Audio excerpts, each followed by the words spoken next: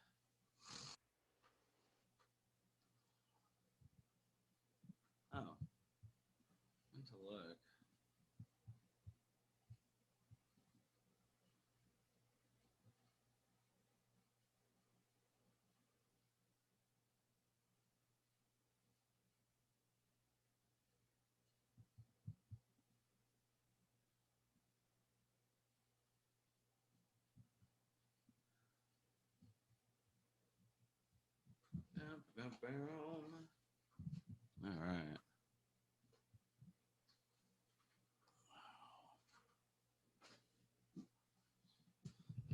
Hey everybody.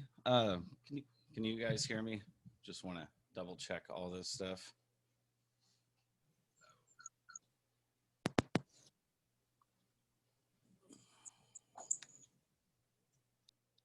Yep. I guess we're getting like right at the 11 a.m. Everyone show up, which is perfect. I mean, it's perfectly on time. So,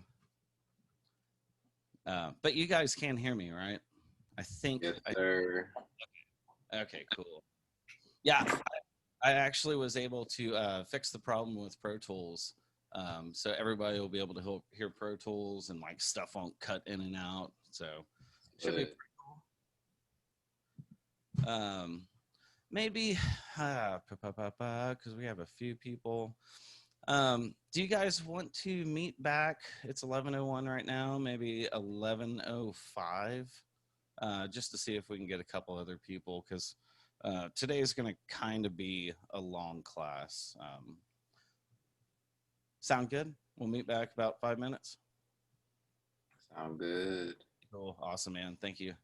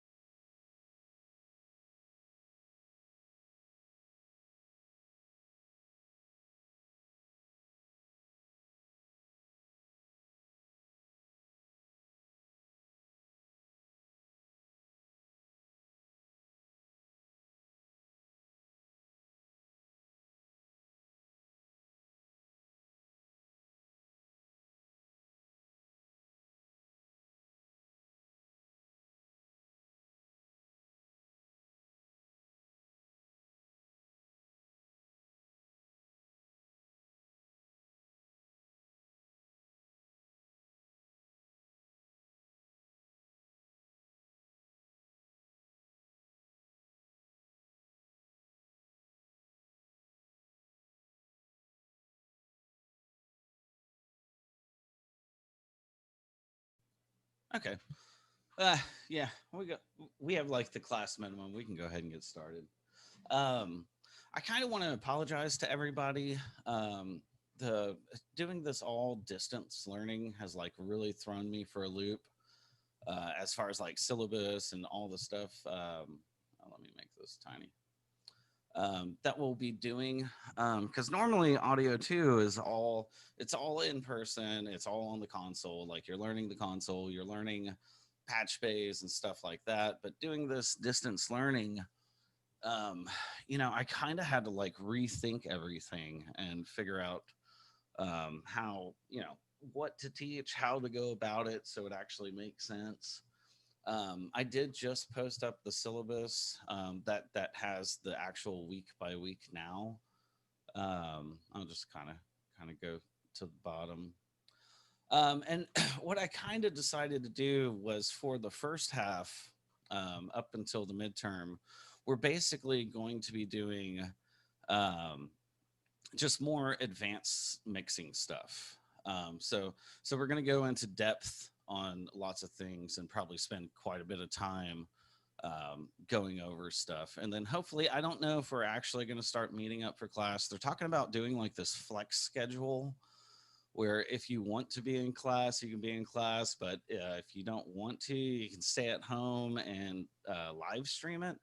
But then that like messes up things for us even more because I would still have to teach for the online people, for the people staying at home and just like kind of webcamming it.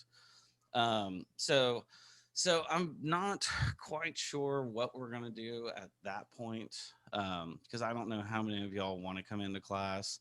But the second half is mostly going to be all recording stuff, which we could do in person. We could also do it on Zoom. I actually have some pretty cool ideas for basically Zoom. I have a band that wants to record. Um, so we'll kind of we'll see where we are after midterms to figure out how we're going to do that. But for the next few classes, we're just really going to dive in deep and get into different EQ and compression using auxiliary channels. It'll all be on Pro Tools. It's not going to be on the console. Even if we do like the flex class, I can't expect the people at home to be able to look at the console and be like, "Oh, I need to flip the inputs to get playback through the channel." Like I can't do that, and it kind of throws me for a loop. So the first half is kind of set in stone, and then for the second half of the class, we'll kind of play it by ear. Um, but the first half is just going to be mostly like techniques, really diving into depth of what to use, where to use it, why to use it, like cool little tricks and stuff like that. And then towards the end, once we get into recording, that's where I want to get the band in. And what we'll do is we'll just end up recording the whole band, mixing the whole band, mastering it. So you'll actually be able to see from beginning to end. I do apologize in advance. It is probably going to be like a pop hardcore punk rock band, but they're really good. They're really good, and it should be a lot of fun.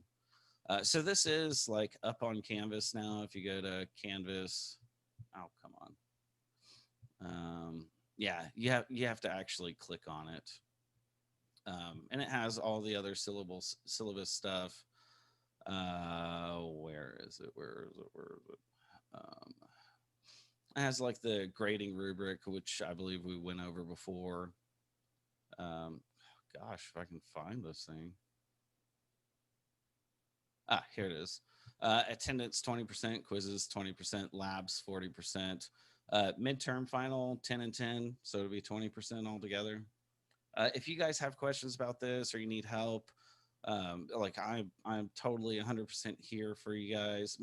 Make sure, so like what I'm figuring out is if you message me on Canvas, it I have an app on my phone and it goes straight to my phone. It's a lot easier than my email because my email I just get tons of emails from like the actual HCC faculty and stuff. So it's kind of some things kind of get lost in there. So message me on Canvas chat if you definitely can, if you can. So any questions on that? We're all good. All good. All good. Sir. So today I really want to. We're gonna kind of do the deep dive into EQ, because EQ, like when you look at a recording console, like sure there's auxiliary sends, there's lots of things on it, but the EQ is what you buy the board for, and it's arguably the most important thing. There, oh God, who was it? I can't remember if it was like, oh, it was Steely Dan. Like Steely Dan used to do his albums. If y'all aren't familiar or not, his albums sound amazing, but he was all about EQ. He didn't use compression on anything. And a lot of times his EQ wasn't even the EQ. It was moving the microphones, which we'll get into that. Microphones are kind of have their own like little EQ built into it. So there's two main types of EQ. Let me go ahead and pull up Pro Tools and make a track. There's two main types of EQs when we're talking about digital EQs. There's things like if you go to like just the plain old channel strip, you don't have this if you're in Pro Tools first. But these are purely digital EQs. This isn't modeled off anything. This is just purely digital. So there's some things that come with this. It doesn't add anything to the signal. It's just 100% just pure EQ. The one that comes with Pro Tools, oh God, what is that? I haven't used it in forever. But if you're on Pro Tools first, you'll see the EQ3 7-band.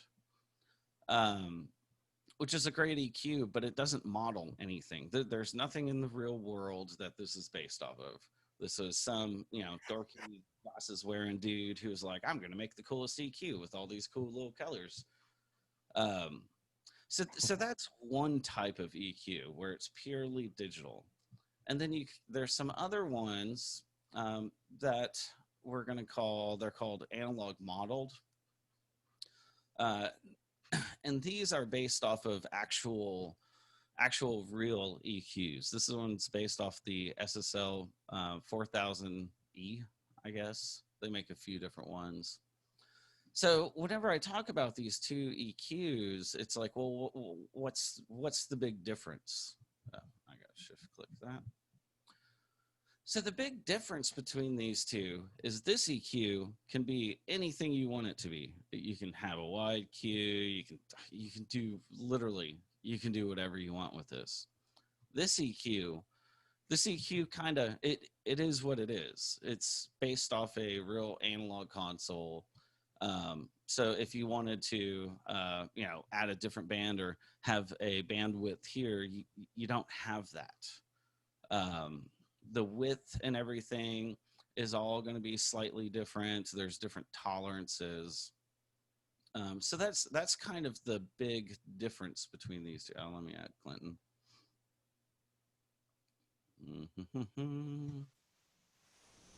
Hey, Clinton, you there? Yeah, can you hear me? Yeah, I got you. We're just going over like different types of EQs right now. Yes, sir. So one of the cool things, so digital EQ, I'm going to say it right now, is normally bland and boring, and it's I don't want to say it's nothing special, but it's just it kind of is what it is. It's 100% digital EQ. The cool thing about digital EQs is they can do things that these cannot. And one of them, if we look at the bandwidth right here, this would be the bandwidth of the EQ. It goes from 3 to 0.5. So over here, if we look at this and we go to 3, and then it's kind of backwards because 0.5 is the bigger one. But what digital EQs have over analog model EQs is you can get it extremely tight. and that's not possible in the analog realm. So if you ever listen to like music, kind of, a little bit older music from 60s, 70s, 80s, 90s, they never had EQs that could get this tight. So if there's some resonance somewhere and you're like, oh, I want to cut that out, you're at the mercy of whatever console EQ you have. And even some of the EQs, like if we do, oh God, where is it?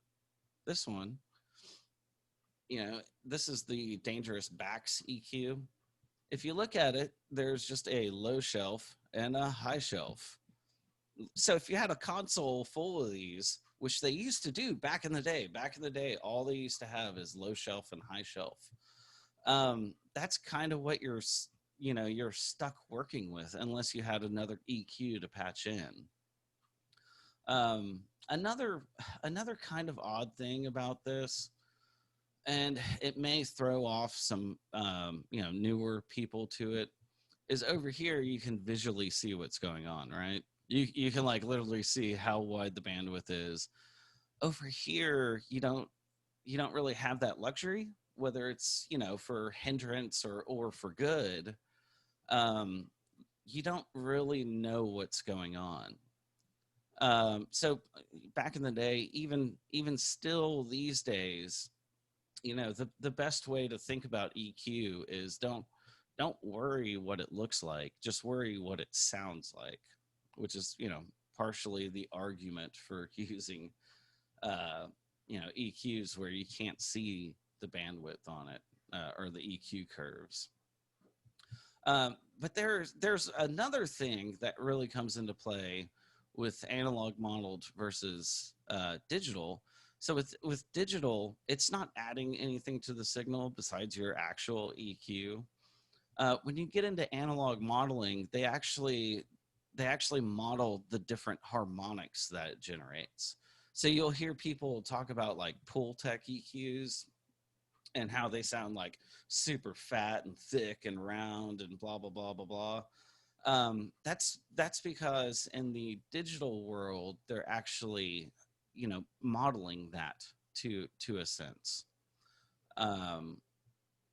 So it's a little weird. In Pro Tools, you can't see any of this, but there's this piece of software. Sorry about that. I just downloaded the demo, and a lot of people use this to analyze their different plugins to like actually physically see what's going on. So let's load in a plugin. Let me see if I can find the one that we were just looking at. Okay, SSL 4000E. So if we look at it, when's it going to load? So what we're looking at right here, if we have this installed, this is going to be, let's see how I can get this. This is the initial curve on it.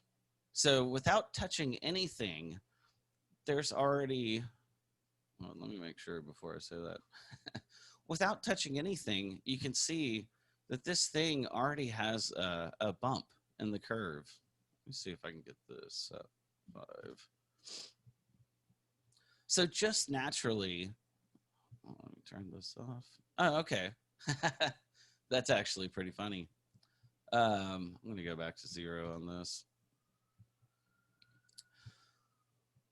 So if I turn off the dynamics, we can see here that it's just kind of a flat curve. And what this piece of software is doing is it's sending a signal in at 0 dB, whatever you decide to do, and it's sending it into here, and then it's going, hey, let me look at the curves. So we can see that there's a roll off. It rolls off about 3 decibels down is 15 hertz, which is normal for analog stuff. That's the way analog works. But also, if you look over here to the right, you can see the plugin freaking out with the overload light.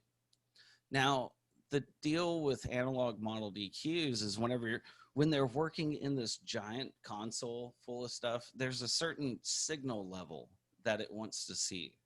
Anything above that signal level, it starts breaking up and acting weird. So what we're seeing here is we're seeing it's kind of freaking out. And the level meter is up to about 20 dB, which that is not what we want. So let me move this down. Oh, also I'm demoing this. So it may blank out every once in a while. Hopefully not for long. I just don't want to pay $30 for it. Because it's mostly for educational use. Demo version having a break. Okay, so we're back now. And it actually is off. Okay, here we go. So I've got the level adjusted. It's no longer clipping, but we're seeing the EQ curve here. So if I took this and boosted the high shelf, you know, all of a sudden we can see what's going on with here. So if you want to know what it's like, what 0.8 and boost that, we can see it. Let me see, can I control click? Okay, cool. So another thing this does, besides just being able to see the EQ curves, which is fairly interesting, we'll switch through a couple of these. There's actually 3 different versions of the same plugin. But one really cool thing is if you go to harmonic analysis, you can see, man, that is really fast. Let's see if it'll go to sweep. Okay. You can see the different harmonics that's adding to it. So at 1K is the initial harmonic that it's generating, I believe. So you can see that there's another one at 3K, another one at 5K. Man, this thing is freaking out too. Let's try, I'm going to unload this plugin. Now let's look, I got to open it up again. Now let's look at like a purely digital EQ, something that's not modeled off anything. Let me find, what should we use? What should we use? What should we use? Because I don't have too many of these. I have a lot of analog modeled stuff. Of course they don't have it. Let's see.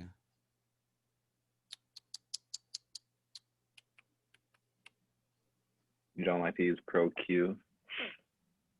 Oh, do I have Pro Q in here? I may have to scan something else. I do have Pro Q and I love it. It sounds great.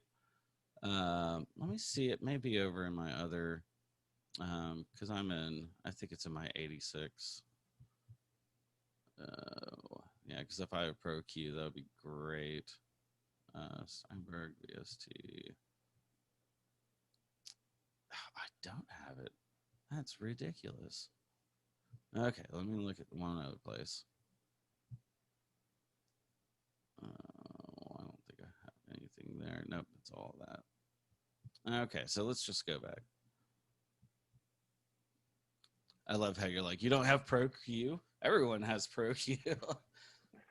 I mean, it's just like one of those kind of standard things. Well, not standard, but, you know, very widely used. Yeah. I have it. I love it. I love it for mastering. Oh, Fab Filter. Derp. Pro Q. All right. Oh, look at Pro Q. Nothing. It is 100% flat. Harmonics. There's that 1K, and there's just no harmonics to it. So you can see, and if I start adding stuff, you can see Pro Q is really, really, really cool. But you can see it doesn't add, you know, there's no low end roll off, just like the other one. Yeah, it's completely flat. No harmonics really. Let's try something else. Yeah, I do want to unload that. Why does it close? Let's try.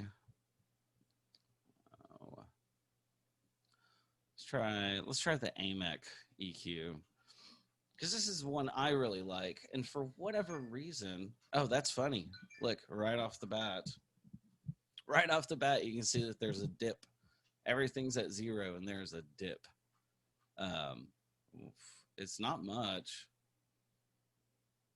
but since this is modeled off of analog EQs, you know, it's inherently that comes with it. Let's load something else. Oh, seriously, it's gonna make me close every time. Man, yeah, that is a little weird. Let's go ahead and pull up the backs that we were talking about. So this is another one that's modeled off of the hardware.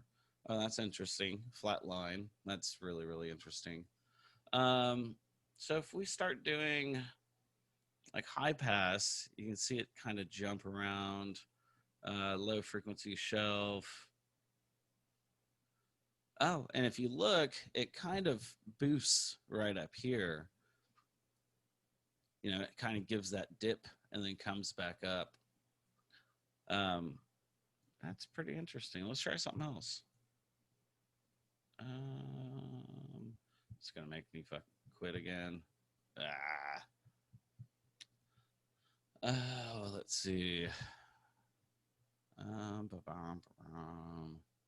Okay, this one's actually pretty cool. I did look at this. This is Lindell's version of the Neve consoles, and immediately everything's flat, and like you can see the giant dip going in there. So it's another just one of those little quirks about, you know, actual analog gear isn't normally flat. And it's just really interesting to see this harmonics, and then look at the harmonics on this. There's a ton. There's way more than the other two. And I wonder if we actually boost stuff like, oh, that's cool. If we actually boost stuff, you can see the harmonics kind of freaking out. Now let's try high end. Okay, well, that's not messing with it too much. All right. If I bypass it, bypass the filter. Now this thing does have, it kind of models the whole entire channel strip. So you do have like preamp gain that you can drive. And you can see over here on the right-hand side, as I drive it, we get way more harmonics. And they do change. Let's try padding it down 20 dB. So, wow. that is a lot. Is there a way to bypass this? I guess not. Then, yeah. So whenever you do analog modeled EQs, you know, it really adds something to it. The EQ curves aren't, you know, it's not completely flat. It's kind of wonky. So that's what gives everything kind of its own special, you know, special thing about it. Oh, there's one more I want to try. One more, sorry.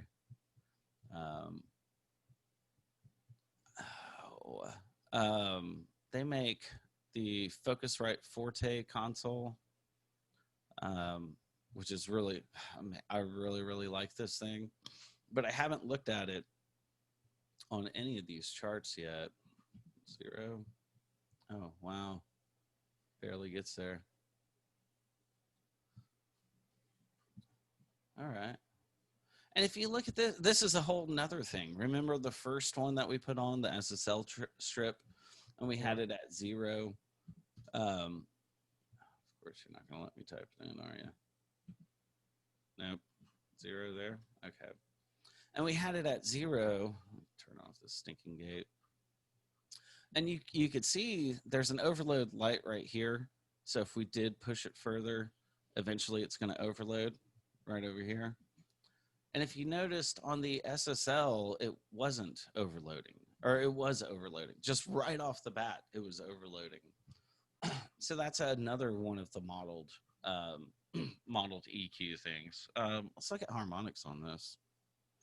The Forte console was known for being extremely clean. And compared to the Lindell strip, you can see there's basically, I mean, there's basically no harmonics to it. So that's pretty interesting in itself. And I'm not sure if we can drive it. These also have kind of different distortions. Yeah, yeah, I get it. Okay. Was there a specific board that you kind of learned on at first? Honestly, besides the school boards, the first board that I worked on at the first place after my intern stayed there was a digital console, which was it was the Sony. I'll pull it up real quick because it's kind of cool. It's the Sony DMX R100. I don't know if you guys have heard of like the Oxford consoles. XR, it's gonna come up. But the Oxford console was the first all digital board made by Sony, and it was just massive, and it sounded great. And they only made like 8 of them, I think. But they were all digital, and this was known as the baby Oxford. So it wasn't analog; it was all digital. That was the first kind of digital board. These days, it depends where I am. If I'm at Sugar Hill, we have like a Neve Genesis Black. Genesis Black. Of course, I can't type. And this board's really cool. It's how, man. So what this board is it's kind of like a hybrid of digital and analog. It's digitally controlled analog.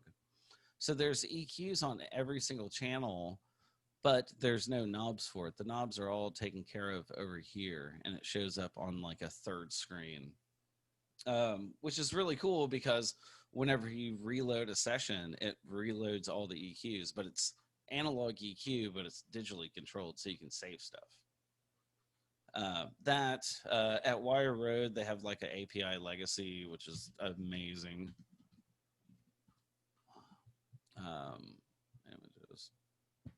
Shit, they may actually have their picture in there. And the API sounds awesome. Their EQs are all API 550s and 550Bs. But yeah, EQs, man, they're cool. The Neve EQ versus the API EQ is totally different in the way it's set up, the way it sounds, the way you use it. It's really weird. EQs kind of, they all have this weird personal feeling, and the more you work on it, the more you get, the more you figure it out, because there's no demo version having a break. There's no, you don't see a curve or anything. So you end up using your ears a lot more. So that's kind of my spiel on analog modeled EQs. I don't want to say analog. It does transfer over to the analog world whenever you start doing this stuff. So you'll start finding out, for whatever reason, you'll be like, oh, I'm not duplicating. For whatever reason, you'll be like, man, this EQ sounds really good. Whereas another EQ that's similar, you may be like, I don't like that EQ, which happens. It totally happens. There's some EQs that I love, some EQs I hate, some EQs that I hate that other people love, and I don't get it. But for them, it just kind of works. Yeah. So that's kind of my shtick for analog modeled and stuff like that. So just be aware of that when you're picking EQs. It's like, do I want a really clean EQ that can get really tight to fix stuff, or do I want like an EQ that's just more broad and has more vibe to it, so to say? And the vibe, whenever you say vibe, it's almost like directly translating into harmonics that are being generated. So, and the other portion of EQ that I want to really talk about is kind of like, when you're starting out, and you're not quite sure what to do. You hear the song, and a lot of people, whenever you hear the song, when you're starting out, you hear it and you're like, yep, that's what it's supposed to sound like. So starting out, you may not know what to EQ. It's not intuitive. The longer you do it, the more intuitive it gets. So I like to kind of break EQ down. There's kind of three different things that you can do with an EQ. You can fix something you don't like, you can enhance something you do like, or you can kind of make room. And whenever I say make room, we're talking like make room with the other instruments. Because all the other instruments, all the instruments take up different frequency ranges. And if you have them all overlap, you're going to have to change something to get them all to fit. Actually, let me pull this up. I'm sure everybody's seen like the EQ, what is it, instrument and frequency, oh gosh, chart. And then this is this is what like a lot of teachers will show you. They'll be like, look at this. This is all the instruments. This is all the frequencies that they are, blah, blah, blah, blah, blah, blah, blah. I don't like teaching EQ like that. I think that's wrong. You shouldn't think like that. And I'll kind of show you here in a second. But these charts are helpful for understanding what's going on, like where the problem may be. So if we look at this chart, there's two different like colored lines. There's a blue line and a red line. And what this relates to is it relates to the fundamental frequencies and then the harmonics on top of that.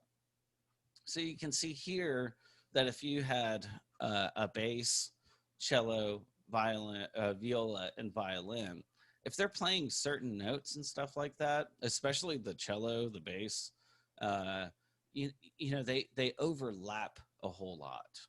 So if you have these two instruments and they're playing together, they may get masked. That's kind of, I guess, the technical term for it, masking. Whenever two tracks have kind of the same frequency range, and in that case, you need to make room for it. But these charts, they're cool charts to look at. Helpful, not really. What I prefer to do is I prefer to really think about EQ in terms of descriptive terms, because you're not going to listen to a guitar and be like, 875 hertz. That's the problem right there. I'm not going to walk into a room, hear somebody playing a mix, and then be like, what do you think about it? And I'll be like, oh, vocal 377 hertz. Oof, God, that's rough right there. What you end up doing is you end up listening to a vocal and being like, it sounds a little boxy, or it sounds a little muddy, or with guitars especially, like, it definitely sounds muddy. And these descriptive terms, the terms deal with frequencies.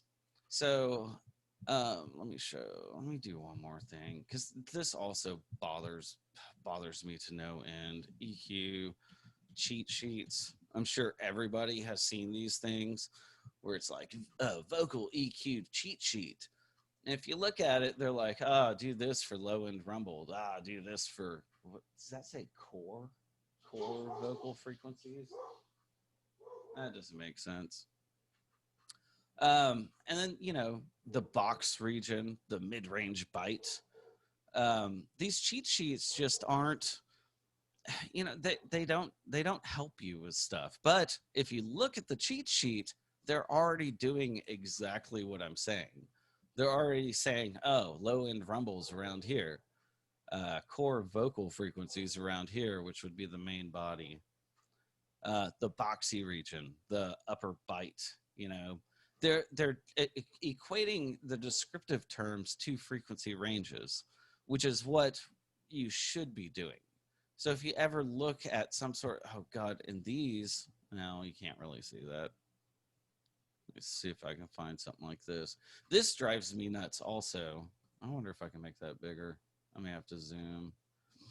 But when you're looking at this, what? I don't want this. When you're looking at this, you'll get this. You actually may have gotten this if you had a certain audio one teacher where they're like, kick drum, between 50 hertz and 70 hertz, that's where you boost. Right around 2K, that's where you boost. EQ cut, this is where you cut. This is how you EQ a kick drum. That's not right. That's not the way you should think about it. Everything is not clear cut like that. Otherwise people, otherwise everybody would, there'd be a preset, bam, kick drum preset, bam, guitar preset, and you'd sound just like Chris Lord-Alge. Like, it doesn't work that way. So if you were taught this, it's kind of good starting points, but it defeats the facts. You're starting to look for frequencies instead of how you feel. Oh, I don't want to use Pinterest, Google. So I don't, that's not the right way to think about EQ. The right way to think about EQ is to kind of think about what you like and what you don't like.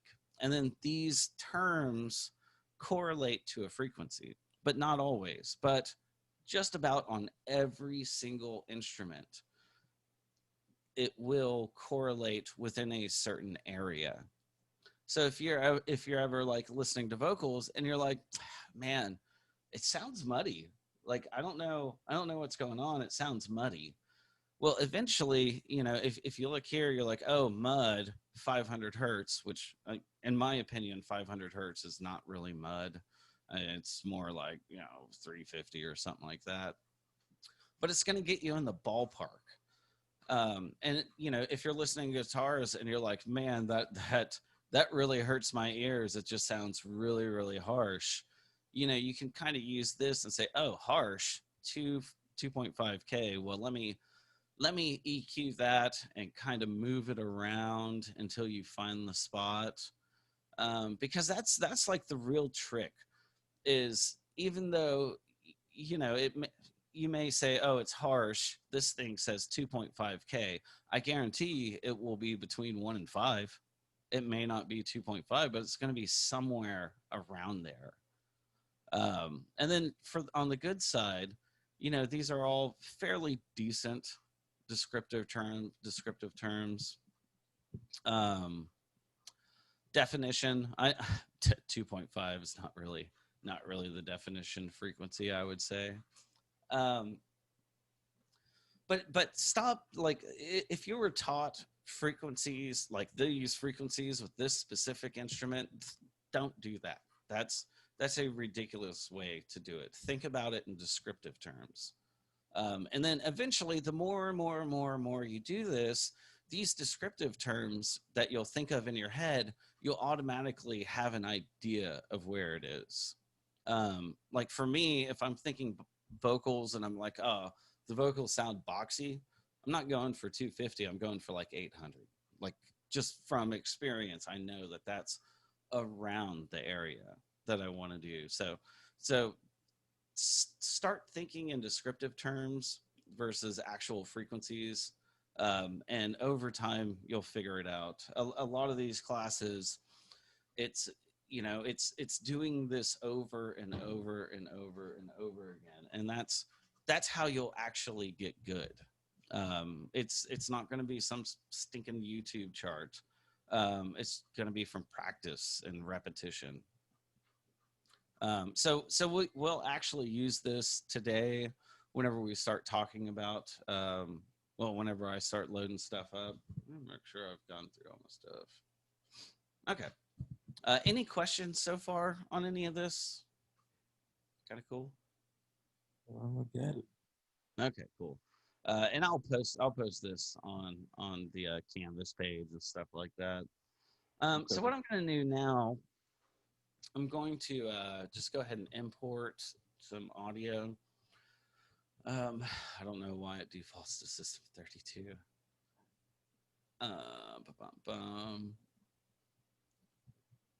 So this is one of the tracks off of the Cambridge website. which I think I still have up. Oh no, I took it off. Oh, there it is. Well, we'll mostly be using this website. I will try to keep it under 16 tracks. And if not, like if it's more than 16 tracks, I'll import it and render it down and then post it back up. Is this like free to use, the website? Oh yeah. It's totally free. It is 100% free. And it has, oh man, it has just so much stuff. like it's kind of crazy, and you can preview it too. Like if you hit the little play button here, it will take a second.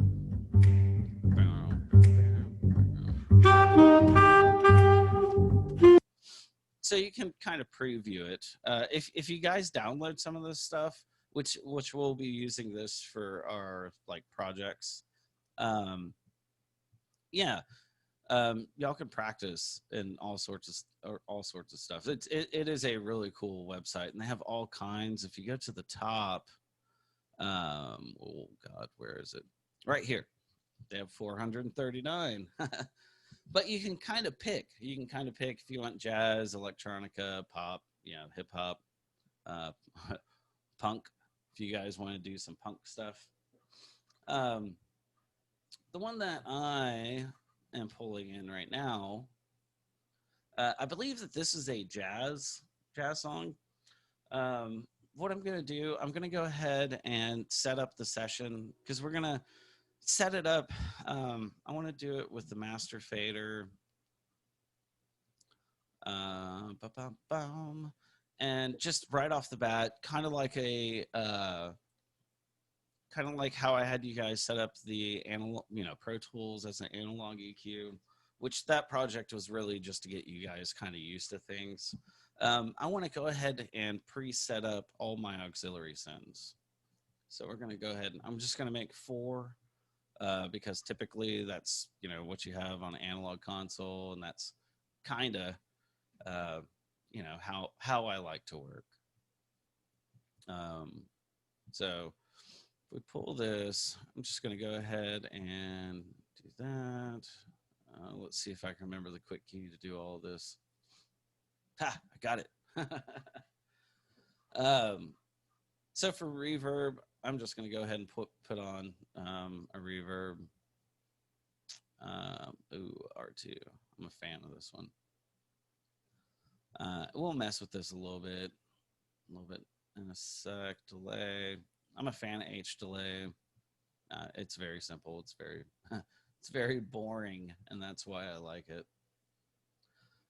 So if we go back to the folder,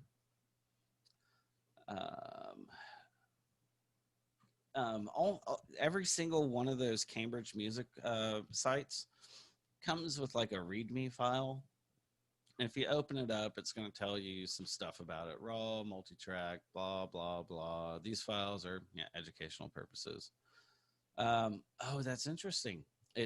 What I was saying was to pull this up so you can get the BPMs for the song. And they didn't put the BPM, but that's fine. I will show you a way to do that. But normally if you pull up the README, you'll see the BPM for the song. So what I want to do now is let's just kind of like listen to it. Instrumentation wise, kick, snare, overheads, bass, guitar, piano. Now here's where we're going to have problems. So far, drums, no problem. Bass, guitar, no problem. Bass is low frequency, guitar is, a little higher. Not that big deal. Now pianos are a full frequency instrument. So we may have some problems there.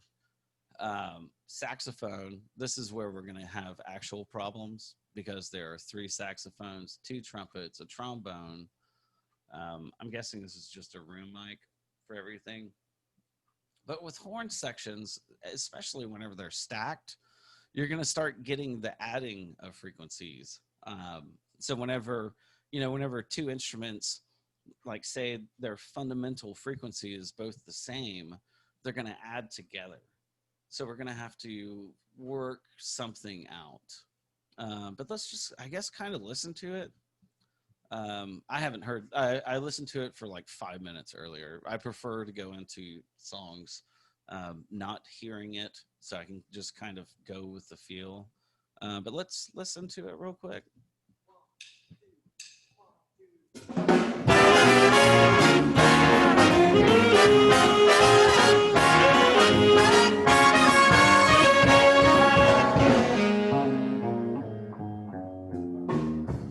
I won't leave you, do anything to grieve you, 'cause I love you much too much.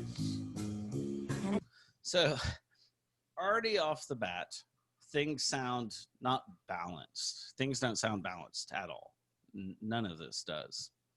So for organization, because we need to get a good balance before we can actually, work with this and figure out what we need to fix and what we don't need to fix. So I'm just going to go ahead and do the organization stuff and color code stuff. The color palette window, you can get to it 2 ways. You can go to window, color palette, and you can just double click down here. And if you select different colors, it'll change to different colors, which is just kind of handy. If you notice off to the right, the master fader is always this color. And your auxiliaries are always this color. So typically I don't like having things have the same color as auxes and masters, because I want to be able to look and be like, that's the master fader, that's auxes. So I don't want to have this be that color, because it's just really going to confuse me. So we'll do drums together. Guitar, we'll just pick any old color. We'll pick any old color. Here, let me make it a little fatter so you guys can see. And then saxophones, this is, definitely all the saxophones, we're going to make the same color also. There's a couple trumpets, make them that color. Trombone, I'm a fan of yellow. The room, so I think this was all recorded live and they just put a mic in the room. So I'm not quite sure what we're going to do with that. And then lead vocals, we'll make those, I don't know, purple. So typically when you're starting a mix, we need to build from the ground up. And you'll work from the rhythm section, because the rhythm section is what holds the song. That's what, keeps time. If any of y'all play in a band or anything like that, the drums, if you can't hear the drums, you can't hear the timing of everything. Everything's just going to be thrown off and you're going to be lost, and you're going to hate the live sound guy that can't mix live sound. So we'll start with that. And what I'm going to do is kind of mute everything. And I will fast forward to a drum part, and I'm also going to make this a little bit bigger. So if we look at it, he's kind of playing the drums more over here. So we'll just listen there. We'll kind of solo some stuff and flip through and see what things sound like. So this is just the drums.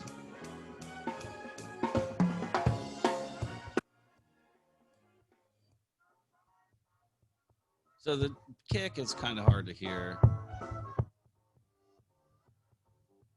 But the kick is definitely like thuddy. Right? It just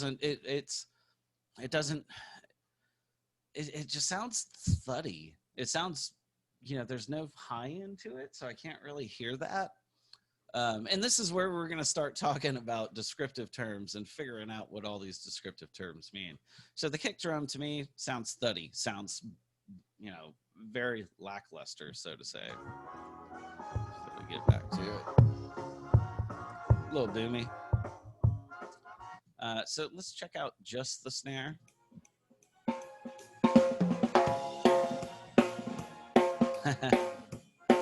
And the snare, the snare is all top end. There's no body to that snare, right? So Yeah, so we're gonna have to do something to that. Normally, jazz drums are kind of like that, where everything's real thin and jazzy. But it just sounds a little too thin. Okay. There's a ring in there too. There's a resonance that I hear, which we'll find that out, or we'll fix that. So overheads, we'll listen to overheads.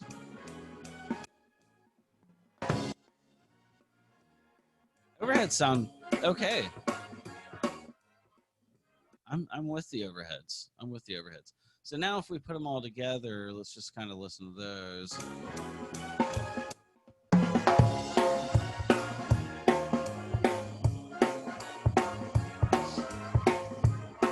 Okay, that's kind of a decent mix. Let's play. Let's solo the bass. This may be an upright bass, because if it is, oh man, that's going to be so cool.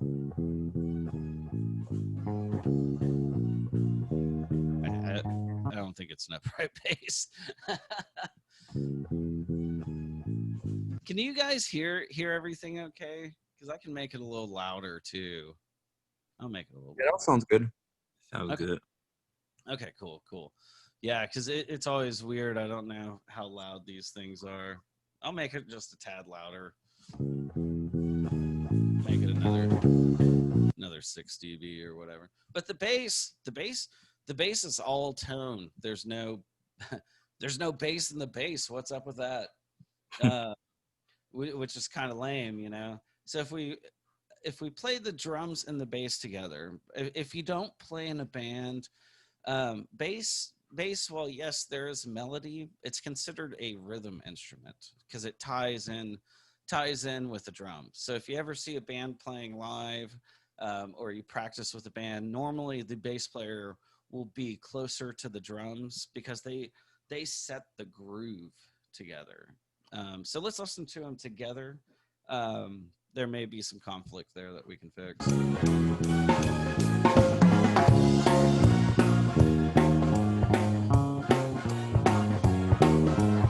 God, the bass just sounds so weak.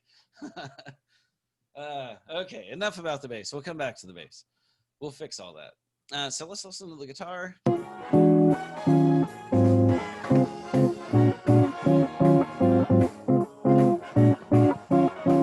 That is a very muddy. It's real mid-range. Like there's no sparkle. Hey, he was going hard though. I really like that. What, the guitar part or? Oh yeah, definitely. Oh, dude, like this song is a great song. But yeah, we'll see what happens to the guitar, but it sounds very, very MIDI. Not MIDI like the instrument, very mid-rangey. So let's listen to what all of them sound like together.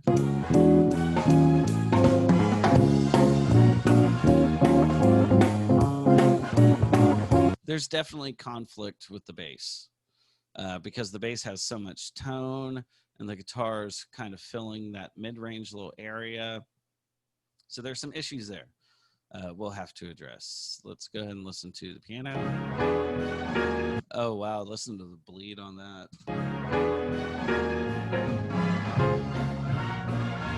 All right, let's scoot back.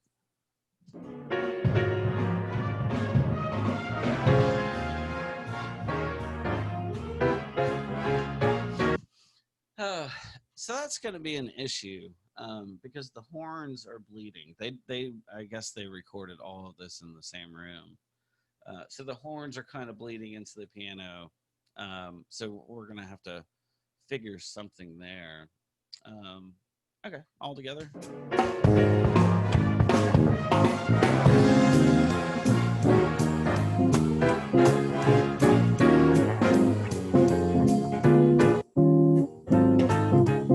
So the guitar is definitely getting lost, but we'll come back to that. For the saxophones, I want to solo them because I think what's going on is they're all playing in a group next to each other. I think they have horn sections to it. So I'm just going to solo it and play it so we can hear what's going on.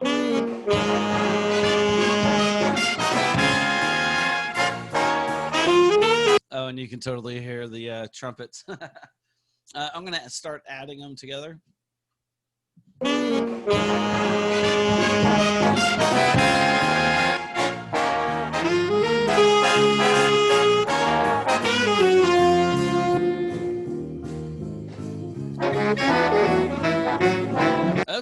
Okay, so that's not what's happening.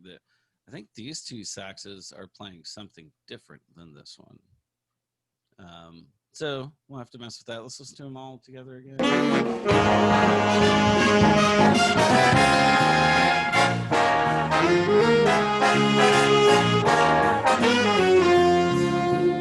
Okay, see what the trumpets are doing. They put the trumpets in another room because you don't hear much bleed at all. So they put them in another room. That's hilarious. I love trumpets.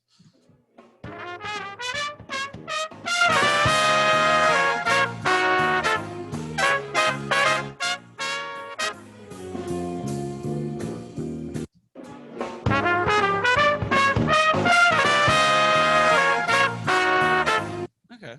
All right. That works. Trombone.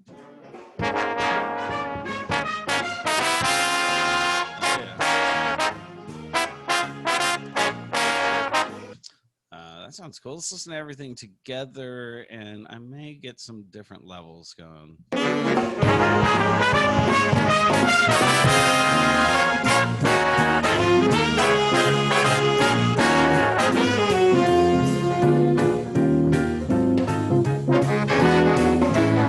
Okay. All right. Let's check out this room. Because this is the one I think they recorded everybody in the same room and just stuck a mic in the middle, which is, you can do that. Why not? You got extra inputs, do it.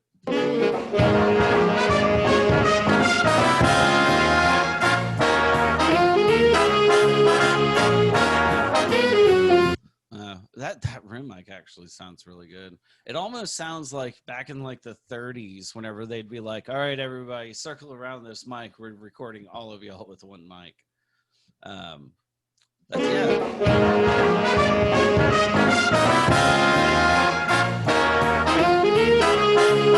yeah, actually sounds pretty good. Vocals are going to be kind of interesting. Okay, so now what we need to do is we need to look at the track names, because I noticed this the first time is we have there's two tracks, and I was like, there's no way they're doubling vocals.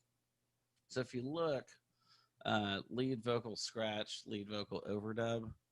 So this is probably the scratch while the band's playing. Let's just listen to that. I won't leave you, do anything to grieve you, 'cause I love you. Okay, so let's listen to the overdub, because the overdub's probably the final one. I won't leave you, do anything to grieve you,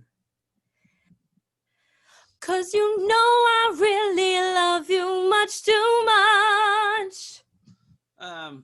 So just listening to it, there's, it is a female vocalist, so there's not a whole lot of low end that normally comes with female vocalists. A lot of top end. There's a little bit of harshness up top that we can kind of fix. We can maybe try to bring in a little bit of body to it, but there, gosh, because I don't know how much low mid we can actually get out of it. But I almost feel like a super thick, big plate reverb would really, really fit the bill for her. So that's probably what we'll end up doing there. Yeah. So, well, we've been going at it for about an hour. You guys want to take a 10-minute break and we'll come back at 12:15? Sure, let's do it. Yeah. Sounds good. All right, killer man. I'll see y'all in 10 minutes.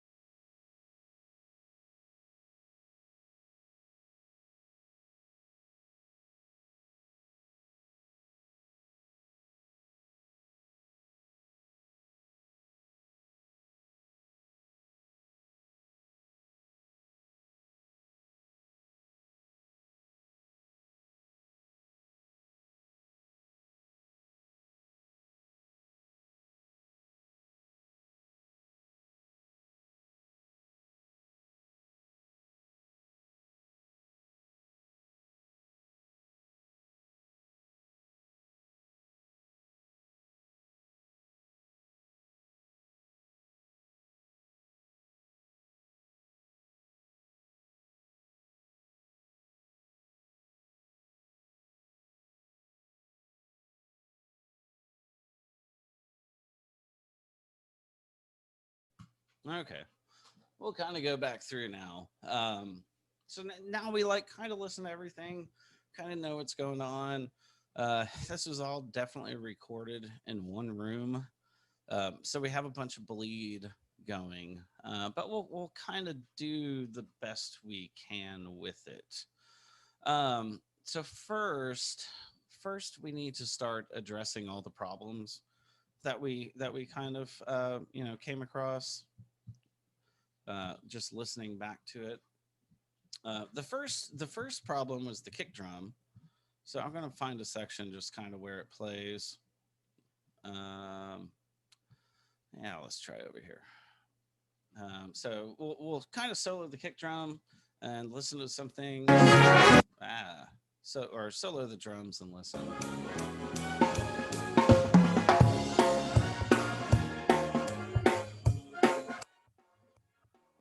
So we said it was kind of boomy, and we would like to fix that. Maybe add a bit more attack to it. So for this part, we have two choices, right? We can, well, okay, we have way more than two choices.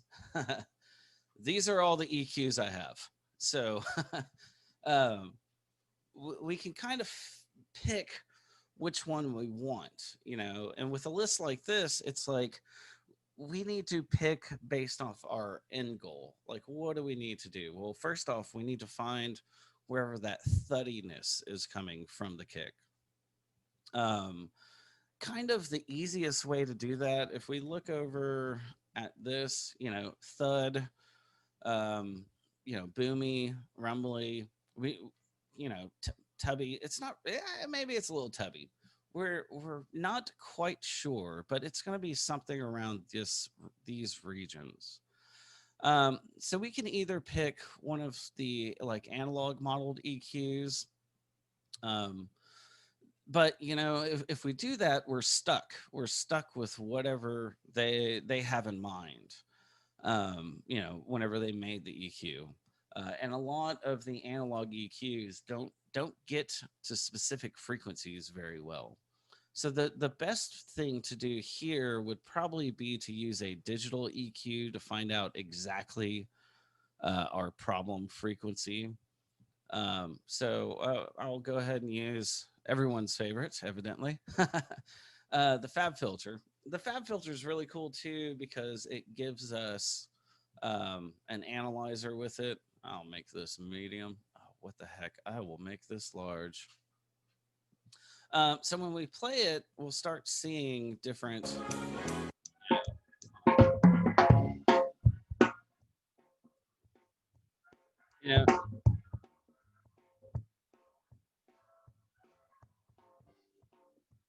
So we're seeing a couple things here, right? This is going to be the peak hold analyzer of it. 119 hertz. I know from experience that's kind of where the punch is in it, and we're kind of looking for the thud, rumbly, boomy section. So let's try doing something under the 125 hertz. Oh, wow, I didn't know you could just do that to zoom in. So I'm going to go back. We're going to mute everything and just listen to the kick drum. And what I'll do is I'll take the EQ and I'll make it really tight because we want to find this problem frequency that we're hearing. So we'll do that. We have an idea that it's somewhere 125, 64. It's somewhere under 125 hertz. So I can sweep that around until I find it. So let's listen.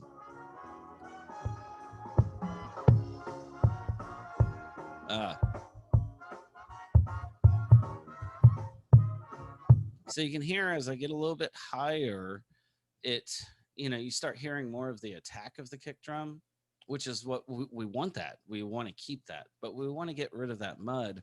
And it kind of depends on what you guys are listening on.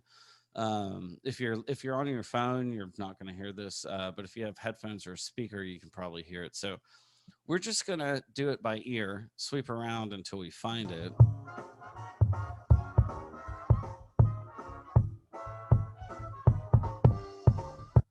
So it's somewhere right around there. So I'm just going to go ahead and just put it right here as it's playing. I will cut it and we'll see what happens. Okay. And I'll bypass it.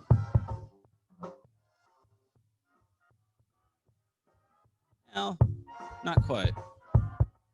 Maybe right there. Okay, it does sound a lot more solid. But one thing that we're missing is we're missing the attack to it. And I know that this is jazz and they're playing all soft and stuff like that, but we can still bring out some of that attack. Looking back over here, we're saying, "Oh, attack!" Ha.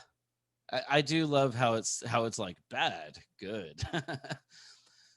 So the attack we want to bring out, let's check around 5K. Let's just see what's going on. And that's, again, this is all just, click it, kind of sweep around, see what happens. Oh, there's something.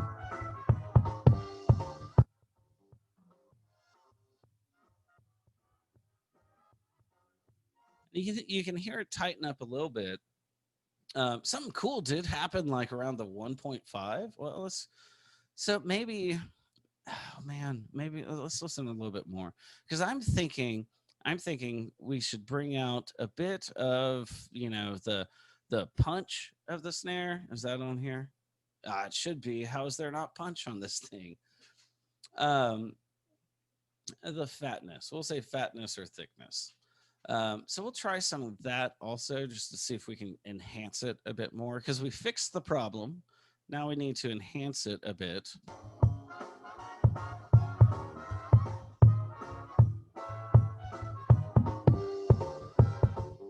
Oh, actually, that sounds really cool. And that wasn't even on our frequency list. Like, that's just sweeping around and going, wow, that sounds kind of cool.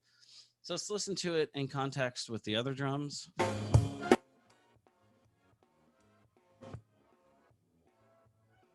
also feel it's not as loud as it should be. If we look over here, let's see if we can boost it a little bit.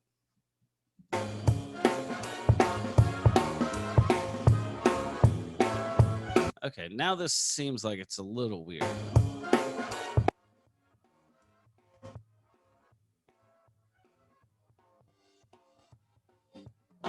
If we bypass it.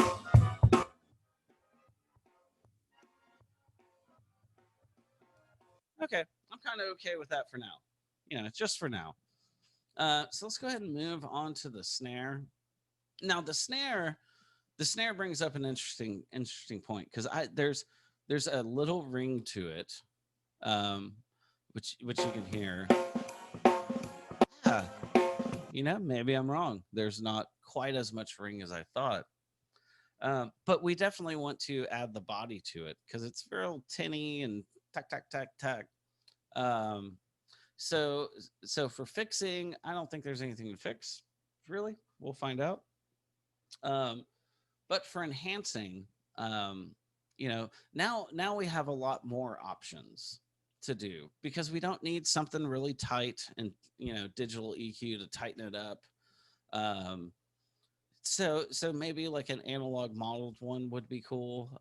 Something with a little bit of body to it, something with a wider band.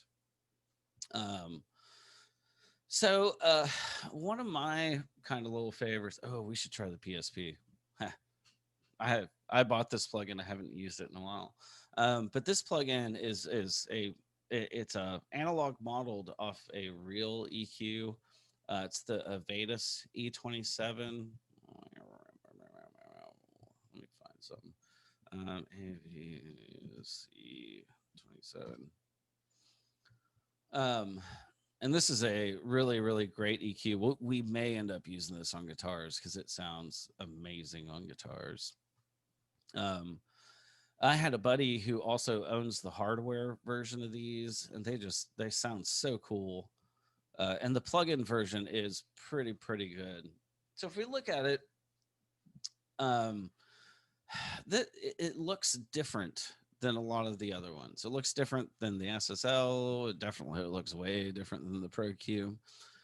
So what we got going on here, this is just stereo, left, right. It's not even a stereo track. That's weird. Did I pull it up as a stereo? No, mono. Anyways. So with this EQ is slightly different because you have fixed frequency bands. This little outer knob is where you change the frequency. And then the inner knob is the gain knob on it. So what is the button to reset it? I know from experience that these curves are pretty fat, but the more you boost them, the tighter they get. So if we're looking about adding body to the snare, get back to my thing. Some body, some warmth, some fat, some thick. That's where we want to be. It has plenty of presence and definition, but we know we want this lower half. So let's listen to it. Let's try low band. I don't know, 300 hertz. So when we hit play, I'll kind of boost it. To the right, you can see the little plus 16 right there, minus 16. So boosting it to the left is how you boost it. So let's just check it out. Let's try it. There we go.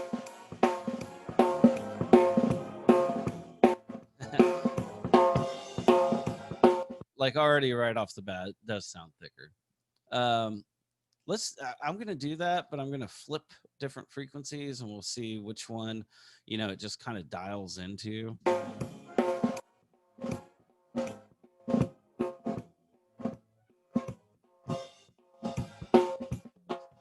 If you notice these lower frequencies, we don't hear anything. It's too low.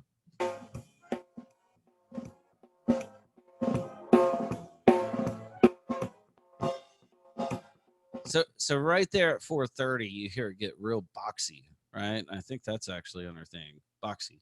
250. Ha, those liars. But that's the thing. It's not every instrument. This frequency chart doesn't correlate to every instrument. But it's a good starting point. So I was a huge fan. I think it was 200 hertz. I'll flip back down and around.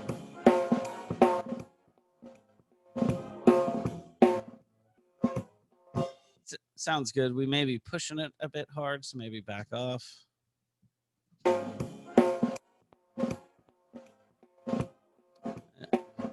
then popped in with everything else.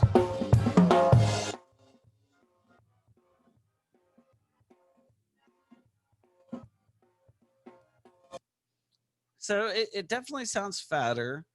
It seems like since we boosted the low end, we're kind of losing the sparkle on top. So just going back, bright, airy.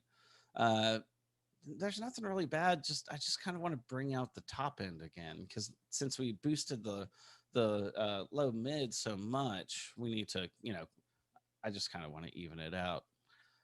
So let's try, I don't know, we'll try 5/6. We'll see what it does.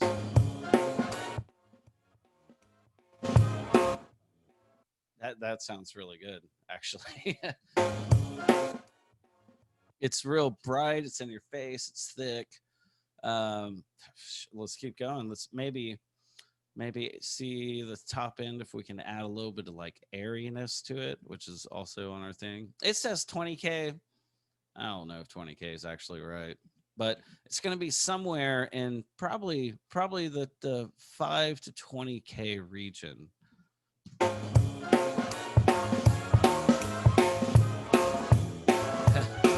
It sounds really good. So I'm going to play it, bypass it, put it back in, bypass it, put it back in. Same thing.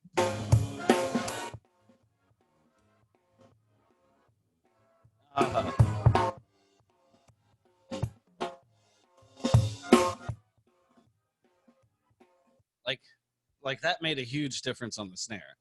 Like the snare all of a sudden is so much more present in the mix, which is, what I was looking to do. I was just looking to, add some body to it, add a little bit of presence up here around 5K, a little bit of air, maybe Let's. I'm gonna play it, and let's go to the higher frequencies also.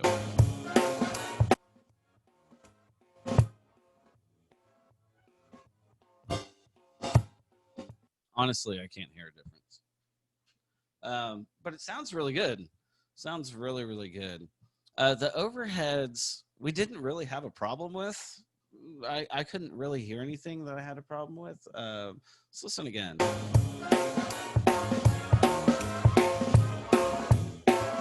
Okay. Yeah, I'm fine with that.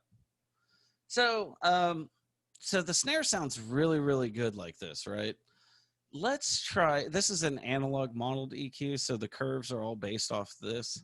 Let's try a different EQ, and I'm going to do the exact same frequency points, and let's see what happens.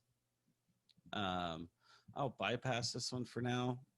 This is based off a AMEC EQ. It does sound really good. So we got this 200 hertz. Can I type this? Oh, it's not going to let me type it. So we got 200 hertz. We're boosting 3 dB. 3. Now this has a bandwidth setting, and we don't know what the bandwidth is on here because it's built in. So we'll skip that for now. The highs, what is that? 5.6. Oh, it doesn't go to 5.6. Oh, the limits of analog. We'll do 4.5. We'll just see what that does, and that's also about 3 dB. And then 24K. This goes to 21, and we're doing like 4. So what we'll do is, if I can remember the quick key, yeah, we'll bounce between these two.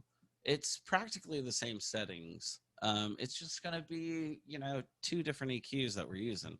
So I'll do it dry first, E27, bypass 2098, bypass them. We'll go back and forth.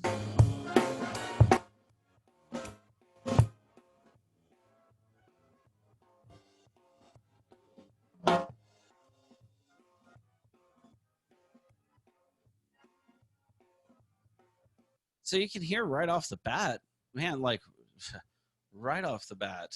I got to put, no, that wasn't shelf, man. I mean, it's way different. The 2 EQs are set the same. It sounds way, way, way different. And the 2098 doesn't seem, this one doesn't seem to it just doesn't seem to hit, the spot. Not like the E27.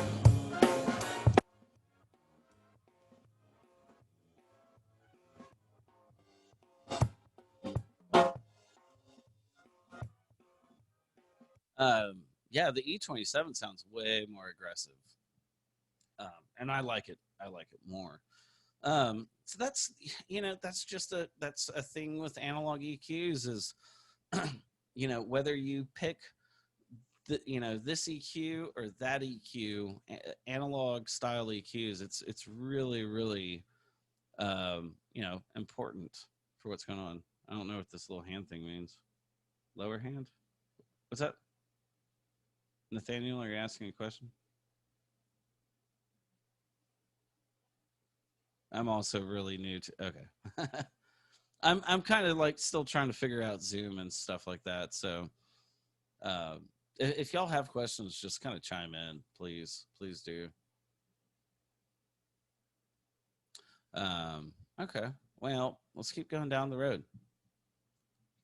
So this sounds cool. Let's check out the bass. Remember the bass? The bass was all tone, no body.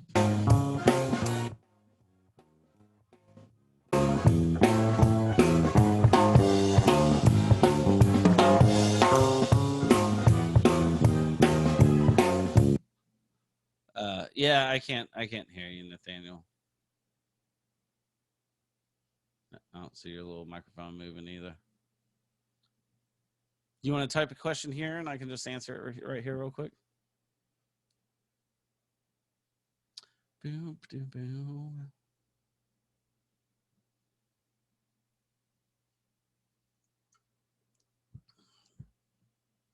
Cool. I also type with lots of extra zeros and stuff. Yeah, Nathaniel, if you got a question, just pop it up over here. I didn't realize that you could like raise your hand on this thing. That's kind of cool. Anyways, on to the bass. So with the bass, we're listening to it. There's not a whole lot to fix, I think, except for enhancing, right? So if we think fix, enhance, make room, you know, we want to enhance it. So, no, we just have so many choices,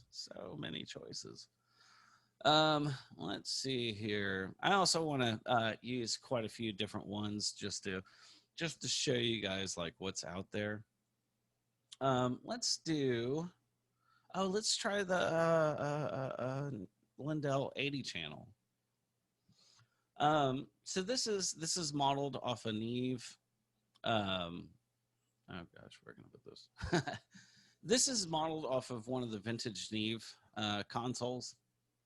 The EQs, you can look just right off the bat. They're super broad, so you're not going to do any fixing on this. But this is the one that we looked in the plugin doctor, and you can see that there is a ton of harmonics that this thing generates. So whenever it starts generating harmonics, it also it can make things sound bigger just on its own. So and remember, whenever we turned this up, we got a whole bunch of harmonics. So why don't we try that first? I'm just going to put it in Unity. That just makes it to where when I boost this up, it doesn't change anything. So we're going to listen just to what it sounds like when we drive harmonics into it.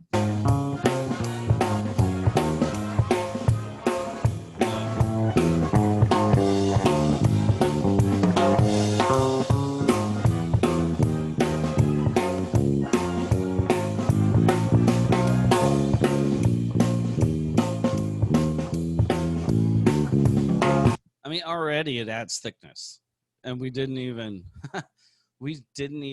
EQ anything. So that's kind of cool. It did add stuff to it. Let's listen to it again, because sometimes harmonics can bring out problems, but I'm not really hearing any problems.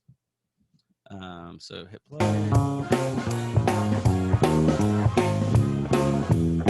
All right, I'm cool with that. So now we need to go ahead and add the low end.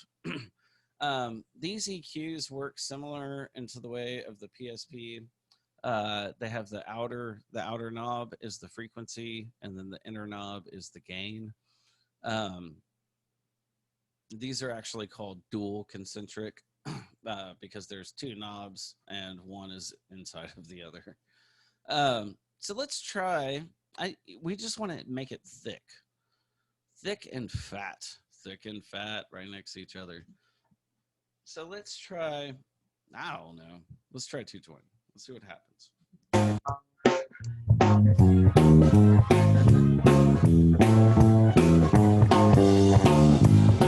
It already sounds way cool. I'll switch back down to here. 110.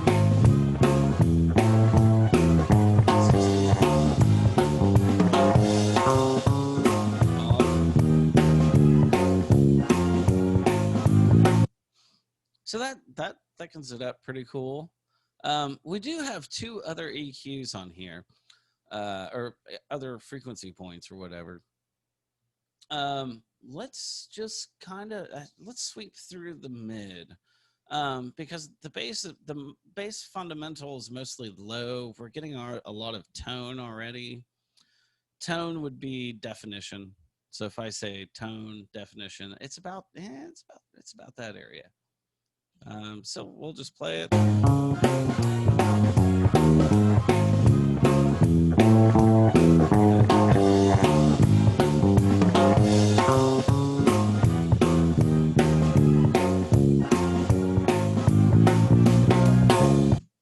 It sounds cool. I don't think it needs it, so I think we're gonna ditch that. One thing to kind of know about EQs. So whenever we look at it and we're boosting a bunch of stuff, a side effect of that is we're turning up the volume on things, right? We're turning up the volumes at specific frequencies. So you may need to adjust the volume afterwards, which we need to do on this bass because the bass is just, it's fat. It's fat, and that's what we want. Um, so we boosted it. It's taken up way more room. So now we need to adjust the level. And this is where things can kind of start getting a little complicated, because where do we adjust the level at? Do we adjust it on the fader over here, or do we adjust it on the plugin? So this is one of the choices that we need to make. In Pro Tools, it goes from top to bottom, right? So the signal flow, it plays from the audio file and it goes top to bottom. And then this is the volume fader afterwards. Now, the kicker is if we put something else in here, we're just going to say we're going to put some sort of compressor on here. Whatever, this one. So here's the thing, is the volume, oh, come on, move. The volume, if we're coming out of here and we don't adjust the volume here and we just turn it down right here, well, that's going to directly affect, this louder volume is going to directly affect what's after it. So you have a choice to make. Do I turn it down here, which turns it down going into here, or do I turn it down afterwards? That's something, you know, eventually with time, you'll start figuring out how to do it. I would recommend to turn it down here because we already have a pretty decent level. So we're going to go ahead and adjust the level. Go back.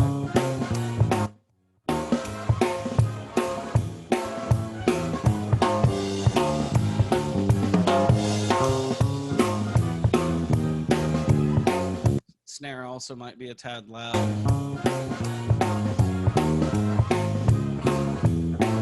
Okay, I'm cool with that. We're just going to keep moving along because this is kind of just going to be our first pass going through, and then we'll double back and go again. Now, to get, how do I do this? If you notice, I put a lot of stuff on the second plugin insert, and whenever we go back and make our second run through, you'll see why. So a lot of times on snare, we need to start adding depth and reverb to things.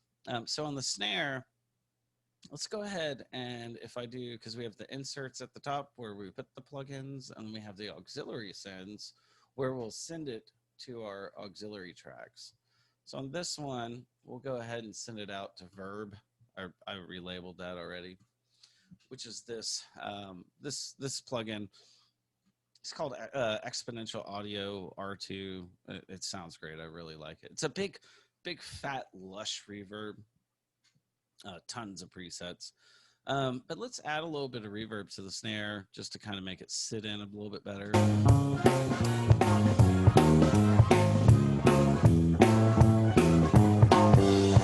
Oh, I didn't solo save my stuff. Anyways, let's try this again. Oh, of course.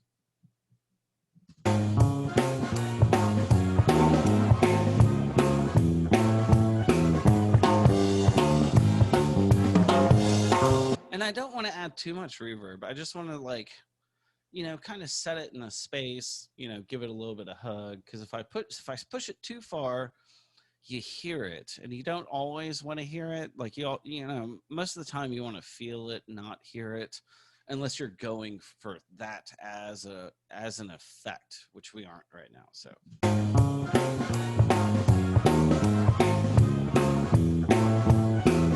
Like that's about pushing it. I may bring it down a little bit. Okay, enough of this. Let's check out the guitar, because we kind of thought the guitar was a little mid-rangey. Mid-rangey is kind of the point.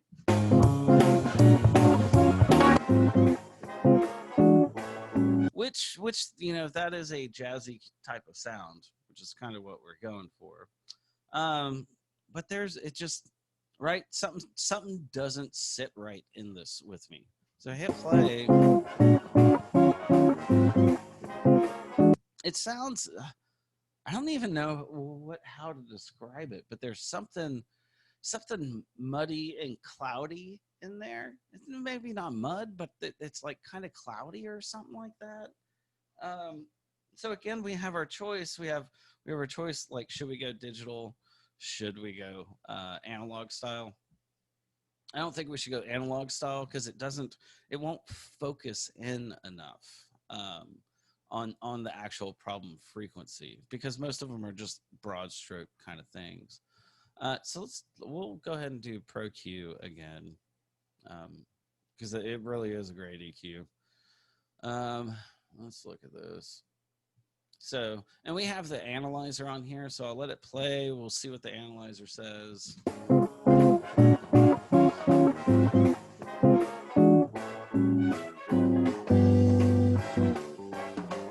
Again, these are all the peaks that are going on. So we can see, just looking at this, there's, a peak kind of at 702, a peak kind of at 292, 119. So we want to find kind of where this weird boxy, tubby, muddy thing is.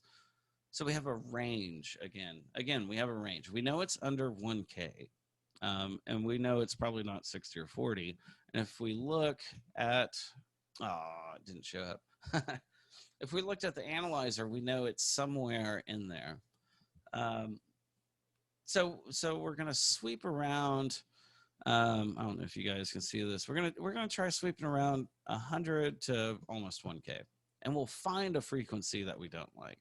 I promise you.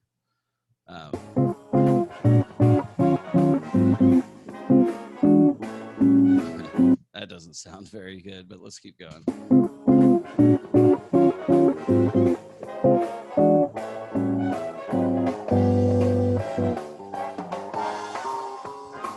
Come on, play guitar, play.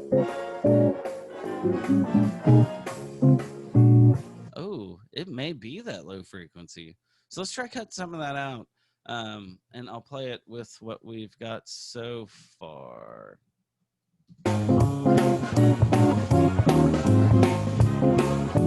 Okay, so it's not that one because it didn't really change anything. So we'll sweep, try to find it, and then cut it.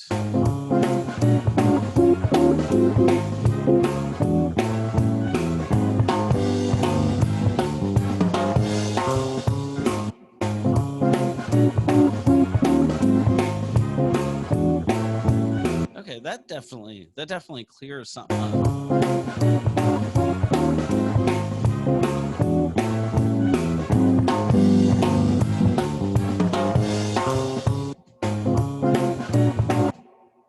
Okay, I'm kind of cool with that. Let me see if I can find a spot where the guitar player plays more. Well, let's do this little area. Yeah, I'm tired of listening to that area. Let's listen to this area.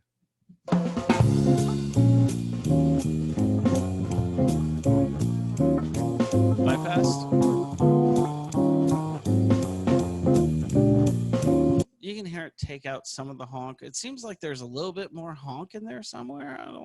I don't know. And I'm kind of unsure what frequency this is because it's so weird. Like it's a really weird sounding sound, even though this is like a huge, that's the sound for jazz. But I'm gonna sweep it around, just kind of around here. There's some box thing that's bothering me, and I'm gonna make it real tight.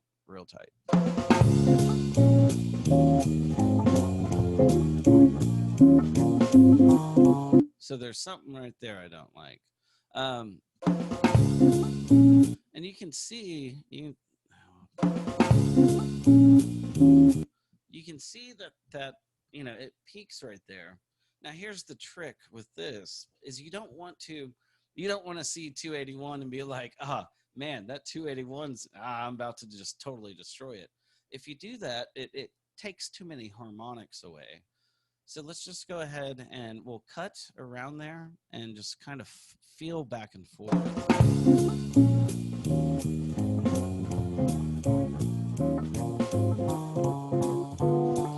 because you can hear whenever I get right on it, the whole guitar kind of disappears, and that's not what we want.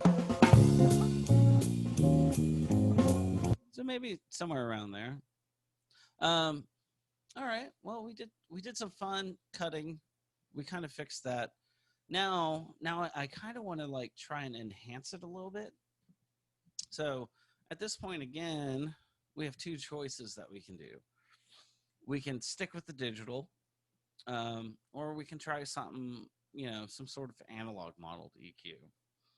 I say we try, let's try one of these SSLs. Why not? SSLs are known for their bite and brightness and things like that. So this may fit the ticket, because all these analog EQs all have a different feel. So let's check it out. See if we can just bring presence to it. And if we look over at our thing, presence, 1K, 1K, we want some definition. I don't know, attack maybe. So we're going to work in this little range right here. And in Pro Tools, I'm talking for a long time. With this one, the frequency is set by the knob. So, and then the bandwidth. And we don't really know the bandwidth that we'll want. We can just kind of pick skinny, a little bit wider. Let's just start off in the middle. And what I'll do is I'll boost it. I may boost it a little much, 6. And then we'll sweep it around and just kind of see where it clicks.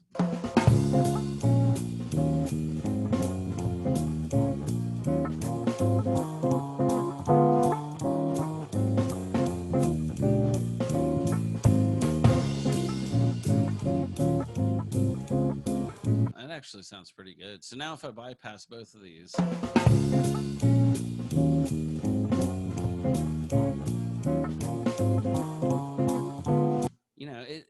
it adds definition to everything. And that's kind of the point of EQ, is to, fix, enhance, make room, add definition. Anyways, sounds cool. I wonder what's going on in the top end. If there's too much bleed, maybe we can boost it. Or if there's not too much bleed, we can boost it. Yeah, I say we try boosting some top end on this. Why not? Oh, come on.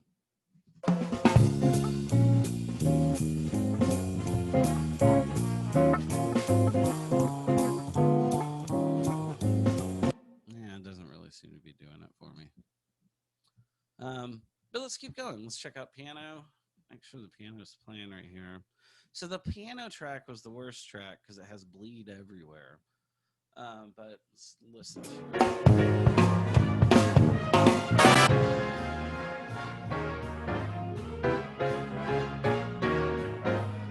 So the piano, once again, slightly muddy, but it's missing a ton of definition to it. So we need to kind of bring out some of the top end. The mud, let's skip the mud for now. Let's focus on top end.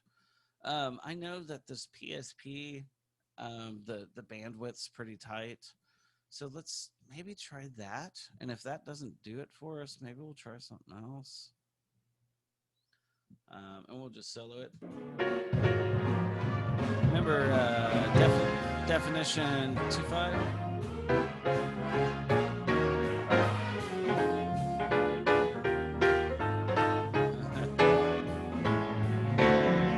Man, it definitely brings out the attack in the keys.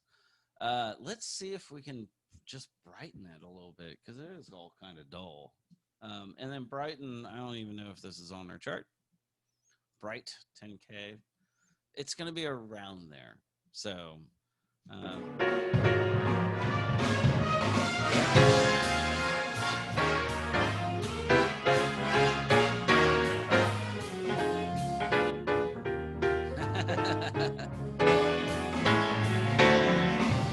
okay. That's a little much, but man, it's such a big difference. Let's go ahead and we're probably going to need to back off of that.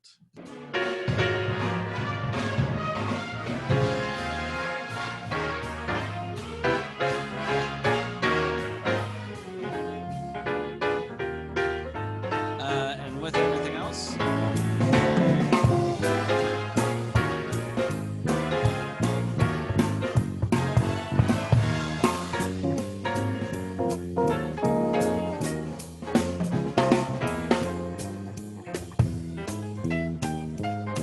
Without it.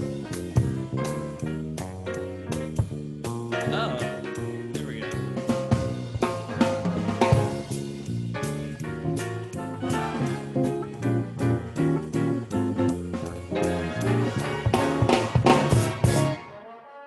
Of course, they hit the snare hard. So you can hear everything just kind of getting tightened up.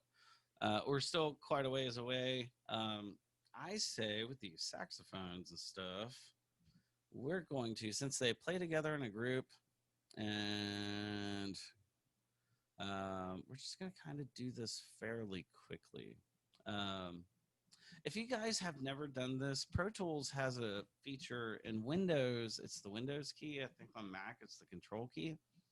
You can also get to it right here. This is called the scrubber. So what you can do is hit it and then click and drag.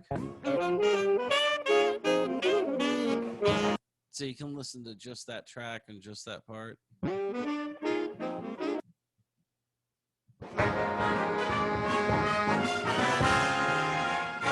So there's two.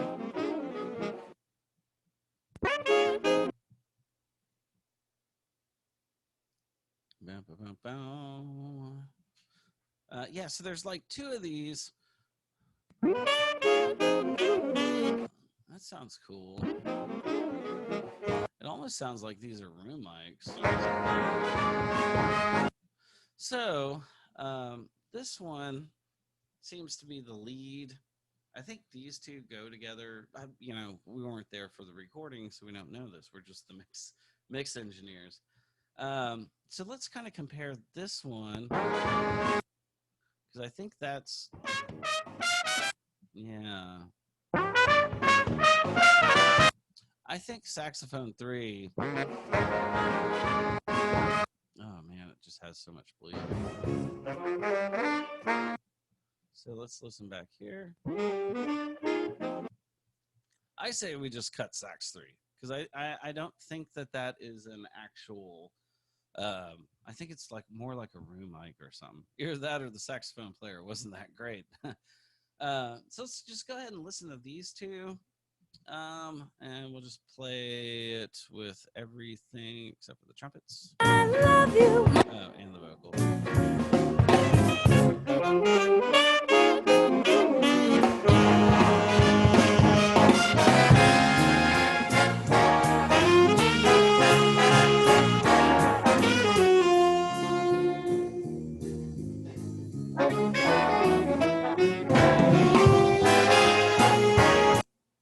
Now the saxophone's kind of interesting, because there is something. There's like a little tinge of like some weird frequency, and I have no idea. I just know something is wrong with it that I don't like. And whenever these things happen, it's perfectly okay. We look at our chart and we're like, oh, the chart. I don't know. I don't know what I don't like. So in cases like these, I'm going to do channel strip,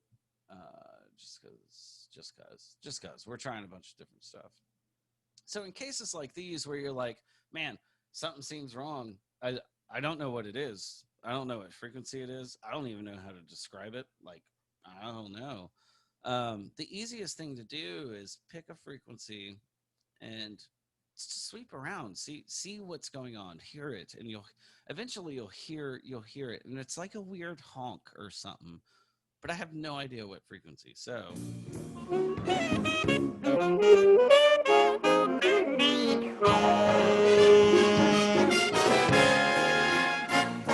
let's try it again. Oh, that sounds right there. Sounds really weird. So let's kind of cut that.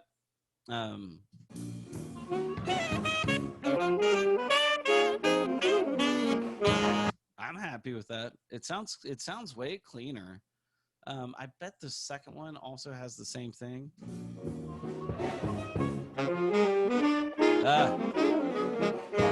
It doesn't. He's playing a different note. He's playing harmonies to it. That's interesting. Now let's hear them together because everything has to do with comparison.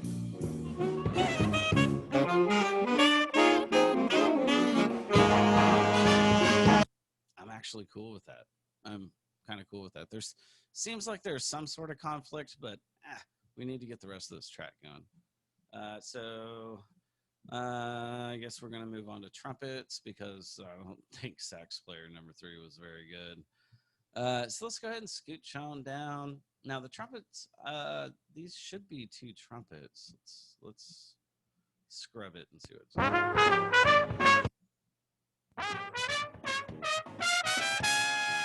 Man, these may be just 2 tracks.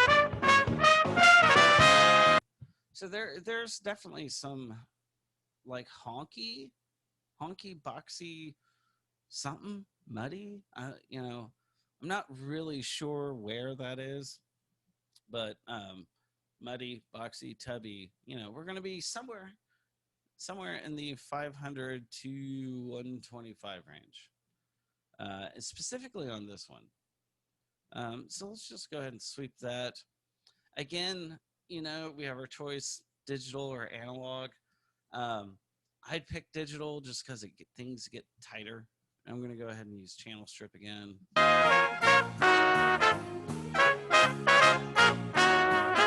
Let's move it over here.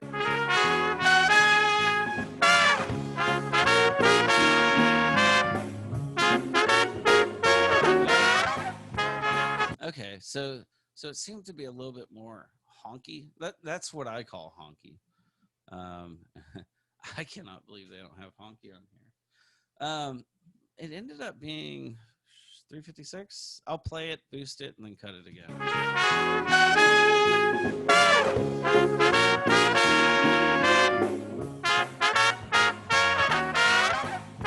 Okay, I'm cool with that. Let's listen to it with the other trumpet in there.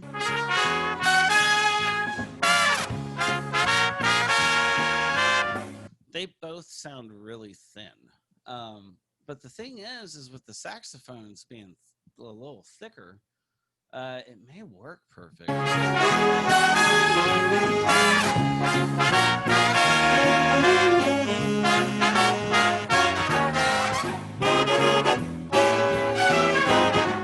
Okay, well, we'll stick with that for now. Let's listen to everything.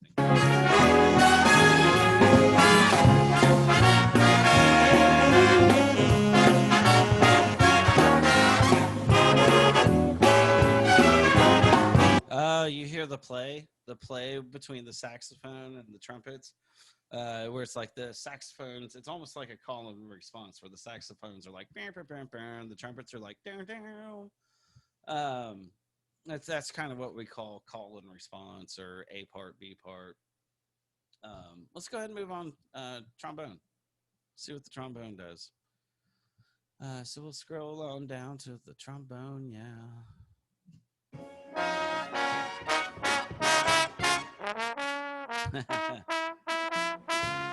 Oh, don't tell me there's a trombone solo.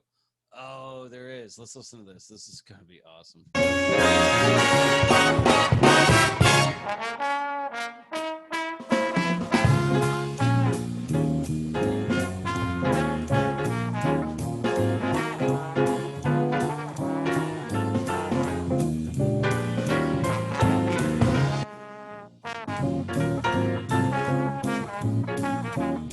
So right off the bat, I didn't realize there was a trombone solo.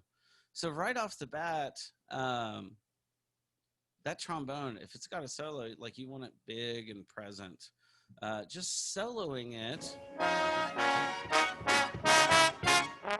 Our volume's probably wrong on it, just because it doesn't stick out as much. But I want to make it thick, like. This is a lead instrument that's coming in to take the lead and like really show up. So again, digital, analog. You could go digital for these. I kind of want to do some sort of analog. I say analog modeled EQ. And I just want something that's super will add fatness to it, because all these EQs, all the analog modeled EQs, they all have a different feel to them. So if we go with, we know the PSP is kind of pointy, which is good. It worked on the snare. It worked crazy good. There's a few others. I kind of want to go with the 2098 just because I know that low mid will just make it thick. This one, like this area, this is almost my go-to EQ for low mid thickness. So I'm going to turn it up just because, and we'll see what happens here.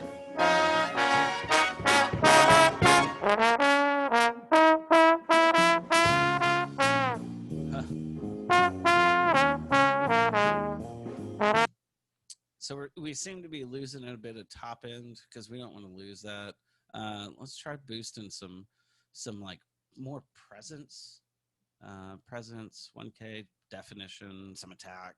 So it's going to be in the 1 to 5K range.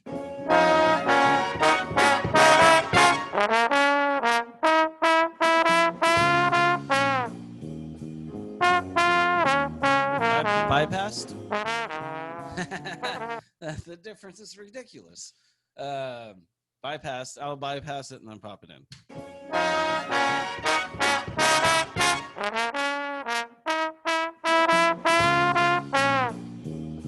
We're probably goosing it a bit much here, but man, oh God, let's listen to everything.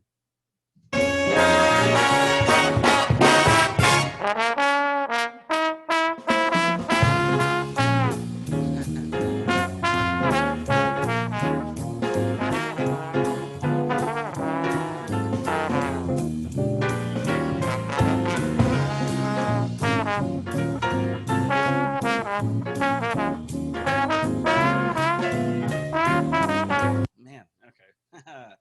Yeah, go Mr. Trombone. So again, this room, we listen to it. Sounds like a mic in the middle of the room. For now, we're not going to use it.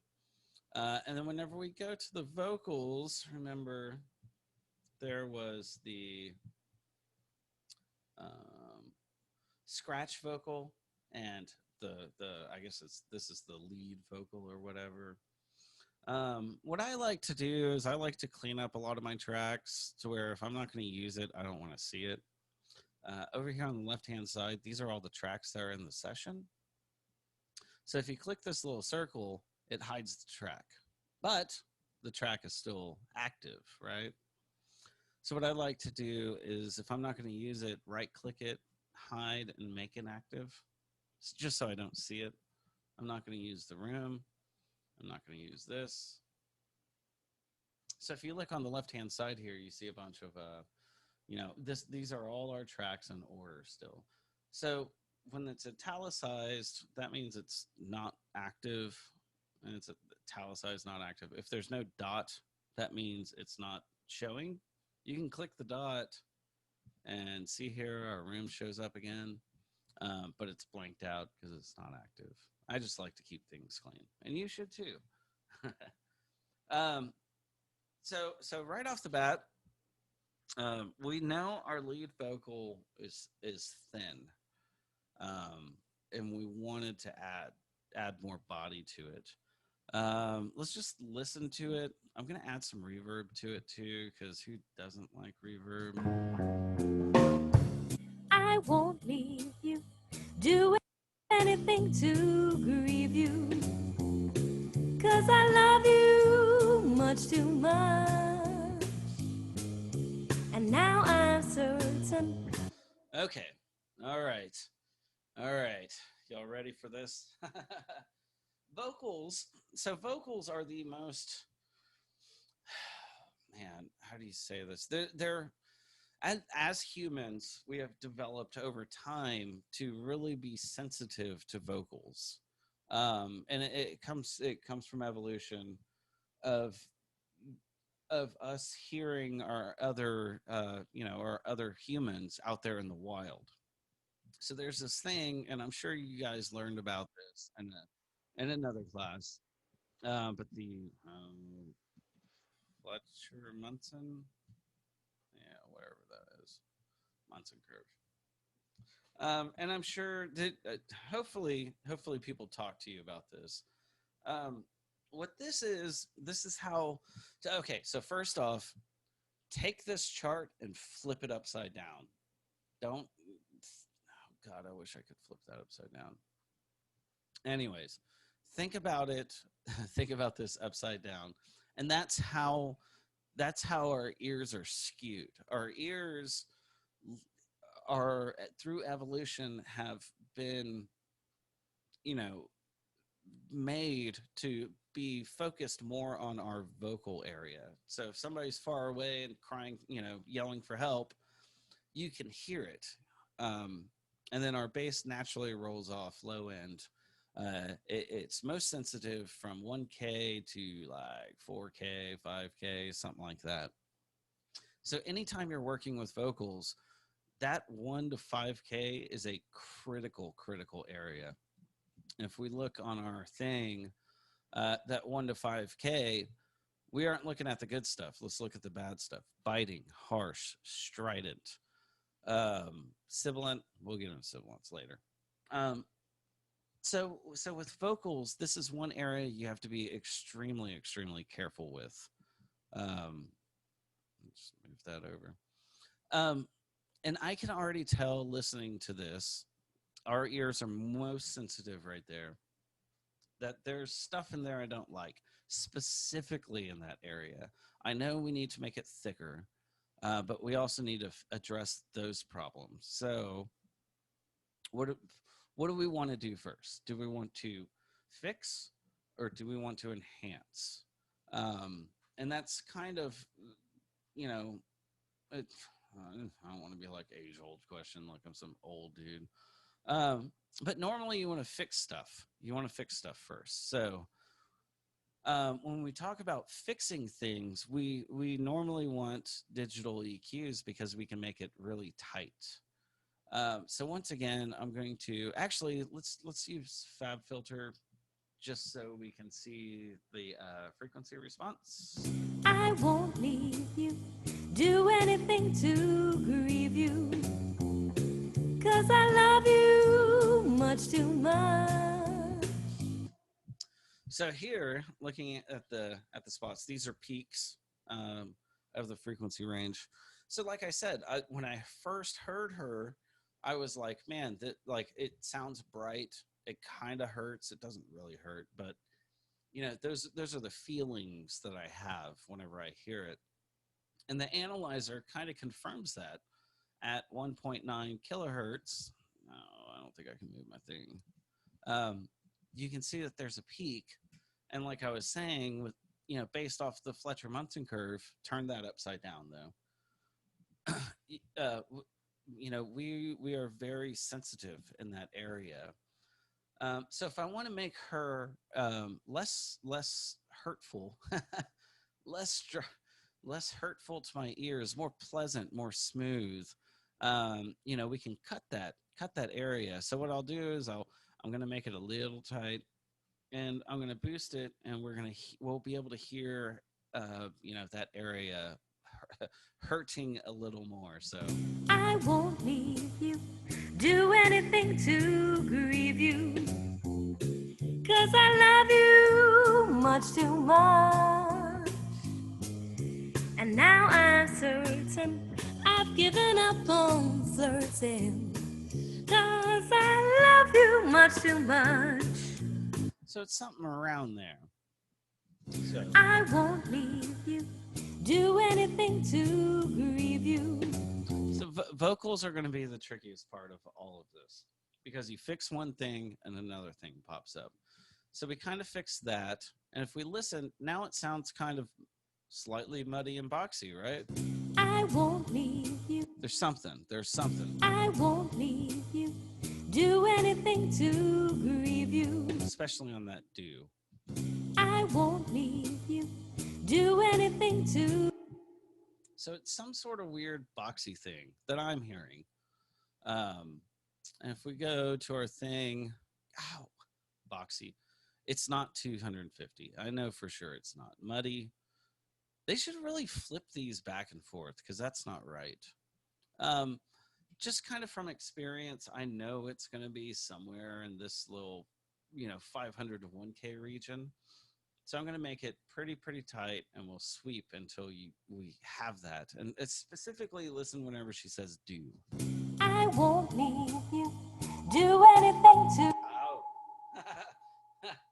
I hope I didn't break your speakers or ears or whatever. But that exaggeration, that's what I heard, specifically in that spot. So I'm not even going to change the frequency. We're just going to cut it. I won't leave you, do anything to grieve you, 'cause I love you much too much. I won't leave you. Okay. So yeah, so that we kind of fixed some stuff. So now let's enhance some stuff. And we have a bunch of choices. Once again, we have a bunch of choices to pick from. Oh gosh, I want something that will I want an analog model EQ that sounds like euphoric, like thing that's going to add a lot of harmonics to it. Just make it sound rich, like really rich. Gosh, I don't know which one to pick now because there's too many choices. Let's try Massive Passive. Everybody loves these. So Massive Passive is a very, very interesting EQ. It's all the bands, like whenever we pull up ProQ and I move stuff around, each band is its own. There's no interaction between any of them, meaning if I boost here, it doesn't make this dip further. Each one is independent. The thing with Massive Passive is you boost here and all of a sudden it's changing this one too. It's changing the low mid also. So you can get some really, really like crazy curves going on with it, which is kind of what I want. I want some thickness to it. I want the euphoric kind of feel. This in the real world has, I think it has like 5 tubes in it. So it should add that euphoric feel that I want. Now the kicker with this is the numbers and the gain, none of this matches. Like, oh, we should put it in Plugin Doctor and see what happens. But maybe we'll try that later, whatever. So this is going to kind of just be turning knobs until it sounds good, which, if I'm honest, that's literally this entire game. It is interesting. You have shelf and bell on each one, and you can boost, cut, or just nothing. So what I'm gonna try off first is I'm gonna pick a section where she sings kind of for a long time, and we're just gonna play with it and see like what happens. Let's do it. I won't leave you, do anything to grieve you, 'cause I love you much too much. And now I'm certain I've given up on flirting, 'cause I love you much too much. And whenever trouble appears, I'll wipe your tears, chase all your fears away. Nothing's ever bad as it seems. Oh man, who told the piano player to play? We're gonna turn that down. I won't leave you, do anything to grieve you, 'cause I love you much too much. So this is a really, really interesting EQ. I just turned knobs until it sounded right. I'm not picking, like, I know I want body. The 4.7 that I threw in, which is more like attack. is what it says. I just did that because it started sounding good. And the boost, I don't know if you noticed, but I boosted. This goes to 20 decibels, and I boosted it all the way. And I was like, wow, that still sounds kind of cool. So let's play with it a little bit more. It definitely changed some things. I won't leave you, do anything to grieve you, 'cause I love you much too much.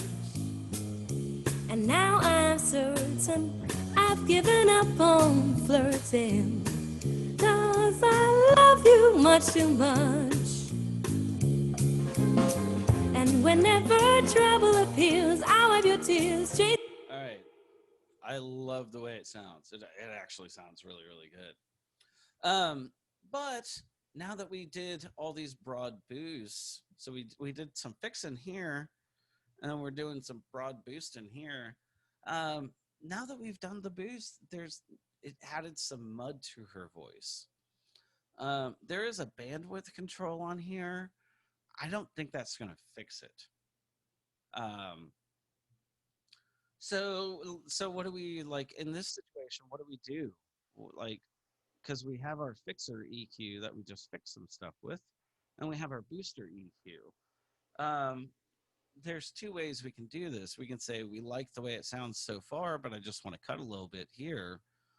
Or we can cut a little bit here and see what happens. Now, here's another kicker, is this is analog modeled. So as the sound hits it, remember, and whenever we looked at it in Plugin Doctor, it added a bunch of harmonics, and I like the harmonics.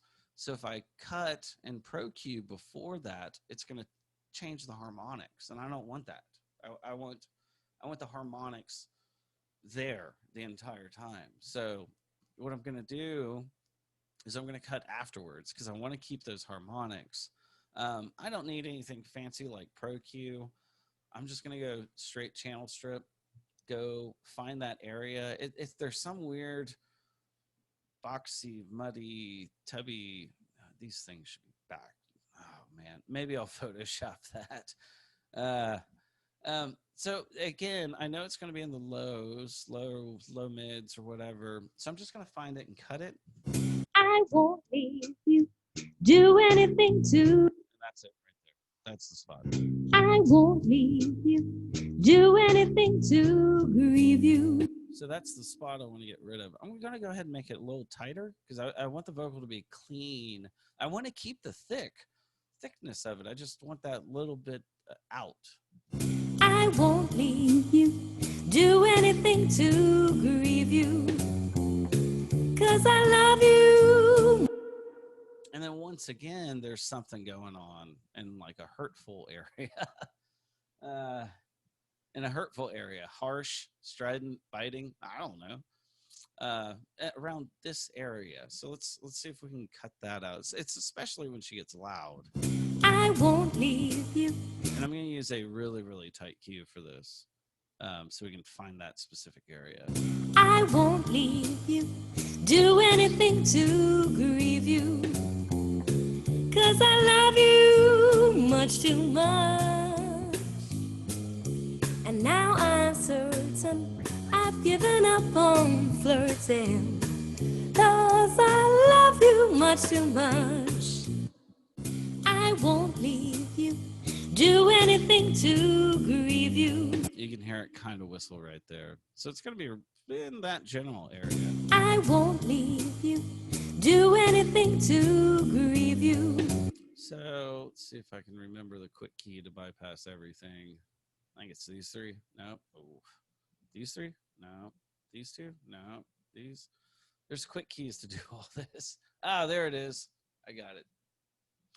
So I'm going to play her voice, and then I will bypass everything, and then we'll see what it sounds like. I won't leave you, do anything to grieve you, 'cause I love you much too much. And now I'm certain I've given up on flirting, 'cause I love you much too much. Like you can really hear the definition like really, really change on this. And what's crazy, like I'm sure you had that one audio one teacher who's like, you don't need more than one EQ on stuff. That's not true. You use whatever you need to get the job done on this. So we've gone through, kind of EQ'd everything. Now here's something else that I want to talk about too, is our reverb. Our reverb sounds really cool. Not gonna lie. I'm not gonna lie. But if we listen to it, especially on the vocal, I won't leave you, do anything to. it kind of has like that bear hug feel to it, like, and that's what I want. But what happens if I want to enhance that even more, like just to where it's just this big, round reverb that encompasses everything, but doesn't get in the way. Especially on the vocal, I want more reverb, but if I add more reverb, it just gets in the way. I won't leave you, do anything to grieve you. And that's not what I want. We could go in here and you could tweak the reverb all you want. But a big thing to do with EQ, we could EQ the reverb. So specifically, I'm gonna use channel strip just because it's easy. So if we think on our vocal reverb, we want giant, big bear hug reverb, right?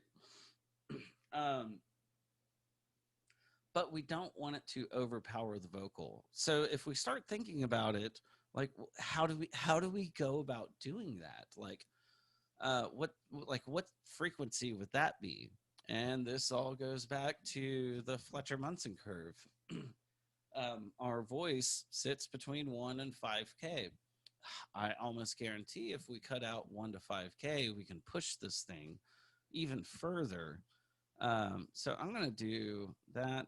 We're going to do 6 decibels. I don't know. And let's push the reverb further. Let's see how much reverb we can get in there with it cut. And now if we look, I'm doing this before it hits the reverb.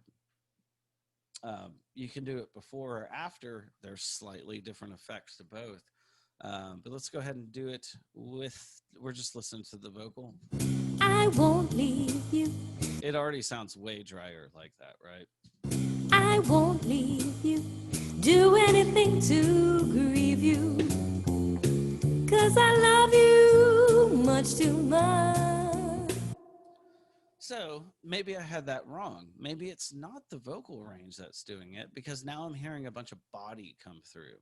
So maybe I need to sweep this around to find that. Oops. I won't leave you, do anything to grieve you. Oh, that sounds way better already. I won't leave you, do anything to grieve you. 'Cause I love you much too much. Maybe a little further. And now I'm certain I've given up on flirting. So that sounds cool. I'm kind of happy with that. It was the low end. It wasn't the upper end that was bothering me. Let's try it after. So doing before, if you think about it, doing it before, because signal flow goes top to bottom. If you do it before, that's affecting what is hitting the reverb. If you do it after, that's affecting the reverb after, right? So if I do it after the reverb, I'm actually changing the EQ of the reverb versus what's being sent to it. So I'll just bypass that. I'll just pull up another channel strip. Okay. And let's see what we can do with it after the reverb and see what happens. I won't leave you, do anything to grieve you. 'Cause I love you much too much. And now I'm certain I've given up on flirting. And and then I'll switch back and forth. I won't leave you, do anything to grieve you, 'cause I love you much too much. It sounds a little more natural with it before. Doing it after, you know, I've never been a big fan of it. I've had instances where I've done that before, EQ'd after it, but not always. Mostly it's for like an effect kind of thing. Do you guys want to go ahead and take another like 10-minute break? Come back at like 1:40. Because we're gonna kind of make our next pass through everything going from left to right again. Yeah, that sounds good. Okay, cool. Yeah, I know. These are slightly long classes, so a few more breaks to get up and stretch. Don't forget to hit save. Okay, I will see y'all at 1:40.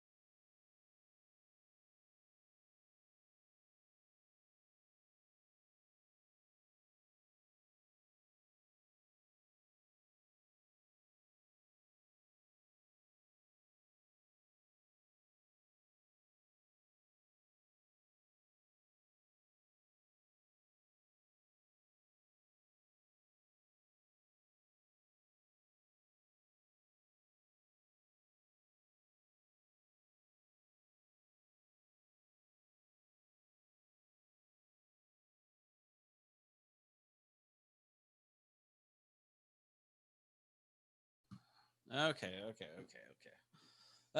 So we're kind of back, right? We are back. At this point, I'm gonna get this out of the way. Somebody hasn't shown up for class at this point, you know. So we've done quite a bit of like EQ to everything. This song is really dynamic.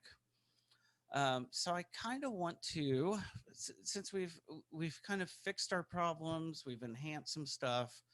Now is kind of the time to go back. We're going to go back and listen from beginning to end, and kind of adjust levels. We're going to reassess everything.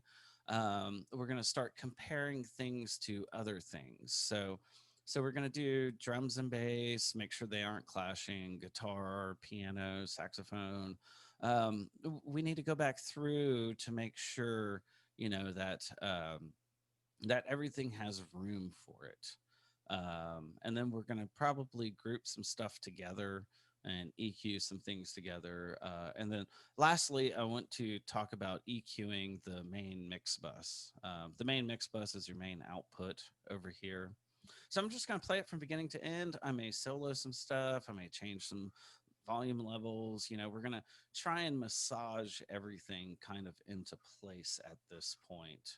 I may put some reverb on other stuff. This will just be kind of like as we go type of deal. So let's go ahead and just start from the beginning, and we'll listen through and do that. 1, 2, 1, 2. God, that's loud. Let me turn this down. I turned it up because of the quieter parts. But yeah, anyways, let's just do it. 1, 2, 1, 2.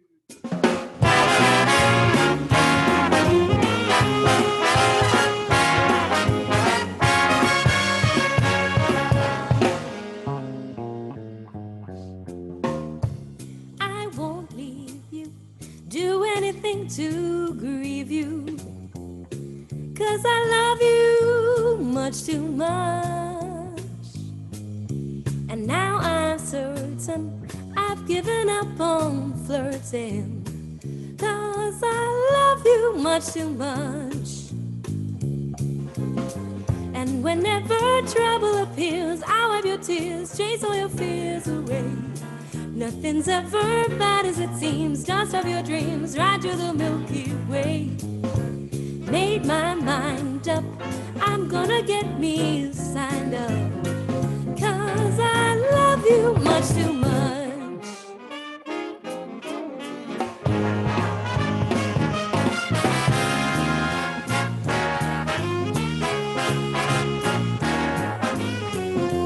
'Cause you know I really love you much too much.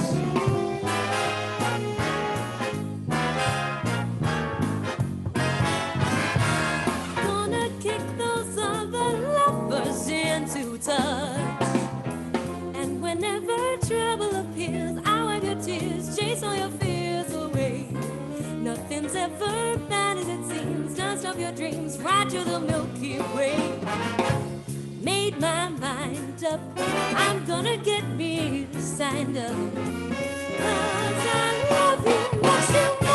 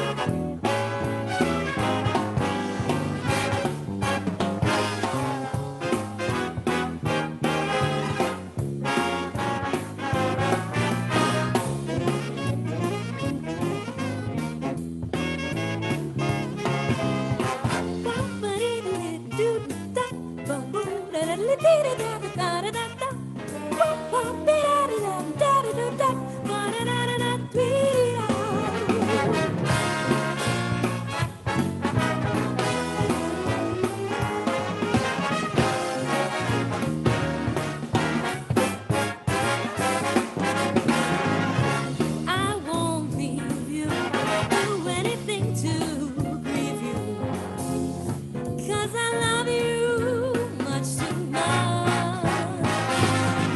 And now I'm certain I've given up on flirting, 'cause I love you much too much. Whenever trouble appears, I'll wipe your tears, chase all your fears away. Nothing's ever bad as it seems, just of your dreams, right to the Milky Way. Made my mind up, I'm gonna get me signed up, 'cause I love you much too much. Yes, I love you much too much, 'cause I love you much too much.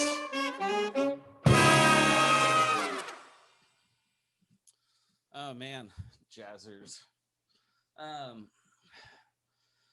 So the thing with the thing with jazzers, they're really, really dynamic. And dynamic just means there's a large difference in volume and stuff between different parts. That's why whenever we started off the very, very beginning, no, Tyler's here. I'm a liar. I'll let Tyler in. It's cool. But part of the problem with like jazzers is they're really dynamic. So to kind of fix some of this stuff, I know that this is about EQ, but it's kind of hard for me to listen to otherwise. There's if you go that's the button. I'm gonna have to fix some of this stuff because it's gonna drive me insane if I don't. So what I want to do is basically at the beginning right here, like all these things they're really loud, and I want to turn them down. There's automation, which I y'all probably got into a little bit in Audio One, depending who you had. But the cool thing about Pro Tools, the newer versions, is it has this thing called clip gain. So we can actually turn up and down the clips. I'm going to make this just a little bit bigger. There's two ways to do this. There's a little like fader looking icon right there that you can do, and it turns it up and down. Or you can, if you go to view clip gain line, this will give you a line across everything. So I'm just going to do that real quick because that totally hurt my ears, and I'm sorry because it probably killed y'all's ears too. So I'm just going to turn them all down by maybe, I don't know, 5 dB, something. 1, 2, 1,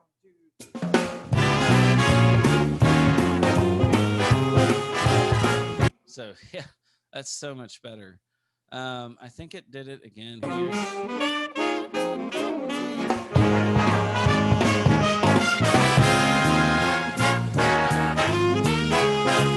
Okay, that first one was the only one that really, really, really hurt me. And then the little trumpet or trombone solo is not quite very loud. So we can just separate that and bring that up.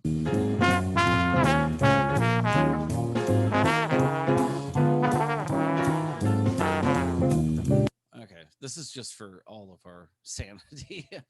I'm going to make that small again. So we've gone through the track, we've EQ'd everything, or we fixed everything, we enhanced everything, and then now it's kind of time to make room for stuff. And some of the saxophones and trumpets clash a little bit. The bass and the kicks seem to be actually doing okay. The vocals, she does okay also. But let's really listen to the trump and saxophone, because there's parts where they play, especially over here, where everything just kind of gets all messy. And I'm going to go ahead and go back to view and turn that clip gain line off so I don't have to see it.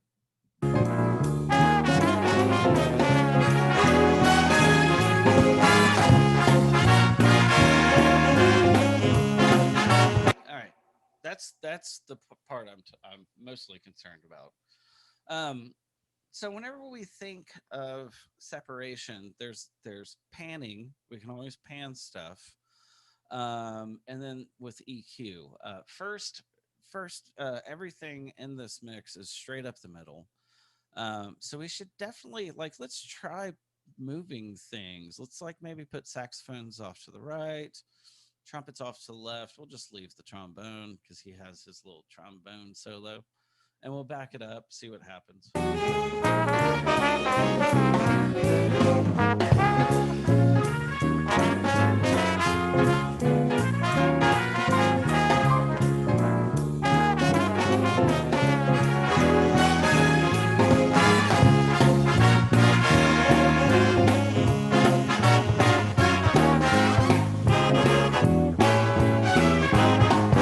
Okay, like that definitely opens it up and makes it sound a lot better. It makes everything sound a lot more separated.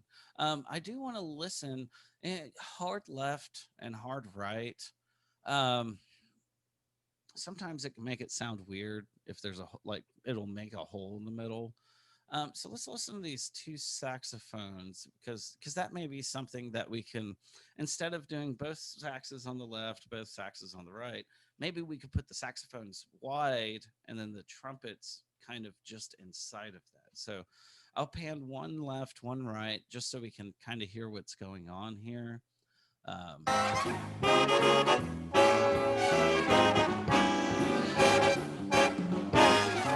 Actually, that sounds a lot better already to my ears. Instead of having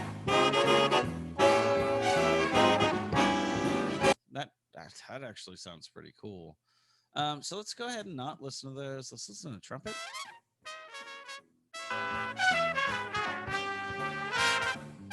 If we do the same thing there.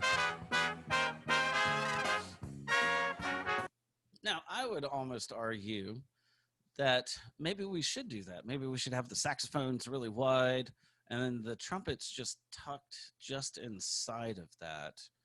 And again, we're just giving everything its own space. We're trying to carve away space. So whenever you pan stuff out, the lead, anything in the middle becomes easier to hear, which is going to be the guitar,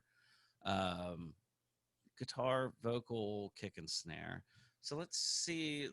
We're just going to listen to all four of these together.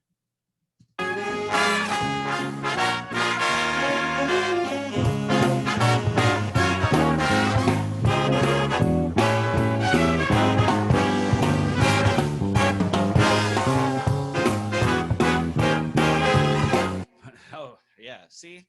I mean, that sounds way better than just having everything in the middle.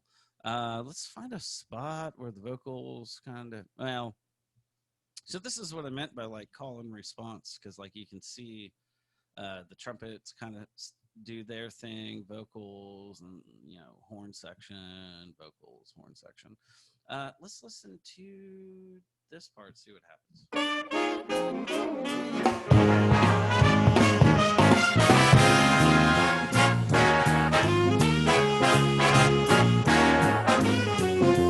'Cause you know I really love you much too much.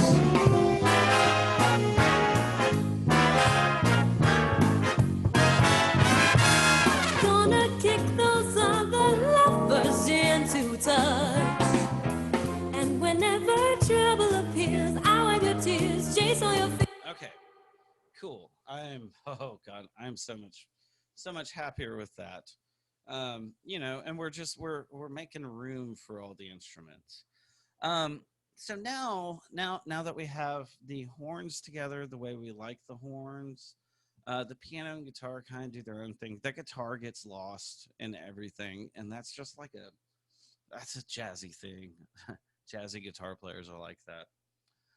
But now we can start thinking in overall groups, right? Now we can start comparing kick to the bass, to the guitar, to the the horn section. So what I want to do now is I want to start grouping things together. And by that, I'm going to go ahead and rename this. We're just going to rename it drums. And I want to put everything together and start working on EQing the groups of instruments. Of course, bass, guitar, and piano, they're their own thing. There's no other like group. There's no group guitars. So I will put this one into 7 and 8. I'll rename this horns. Horns. So now.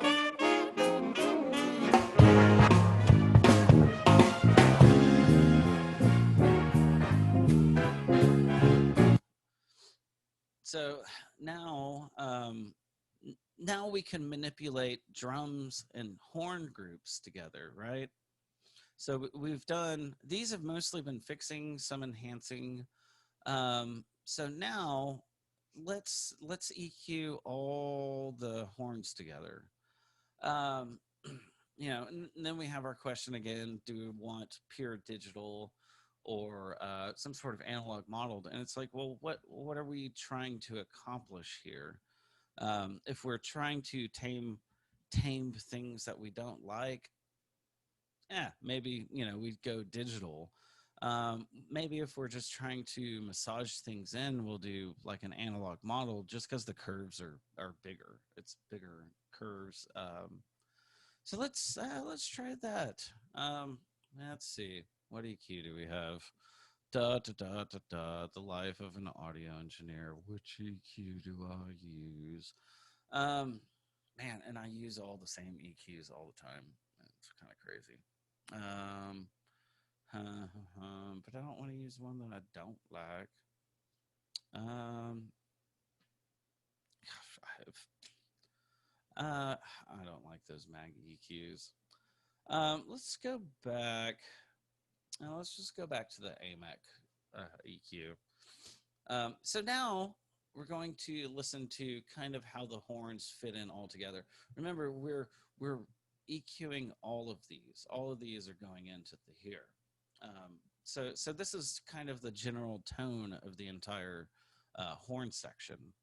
So let's go ahead and pick. We'll do, and it will affect the trombone, and it'll affect all the trumpets and the saxes.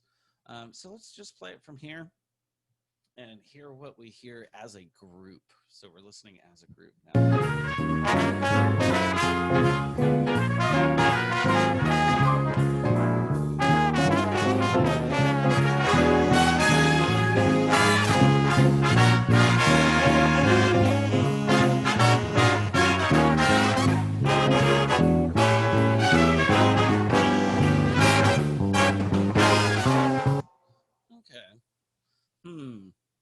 I kind of want to change this now.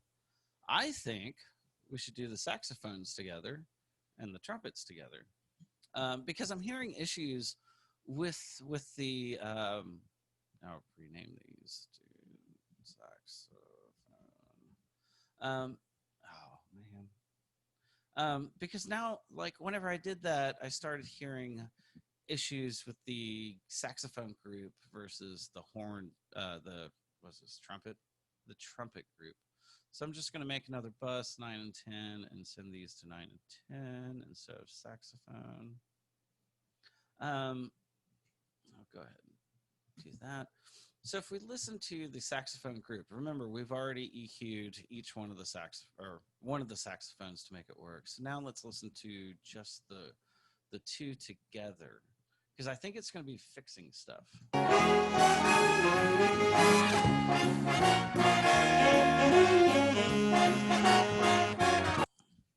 There is some oddball things going on. Let's listen to it with the trumpets, because we're gonna try and get those two to mesh together a little bit better. So both of the saxophones coming in here, both the trumpets are coming in here. What the heck? We'll use another one of those. Let's do this. We'll open this one. That'll be the saxophone.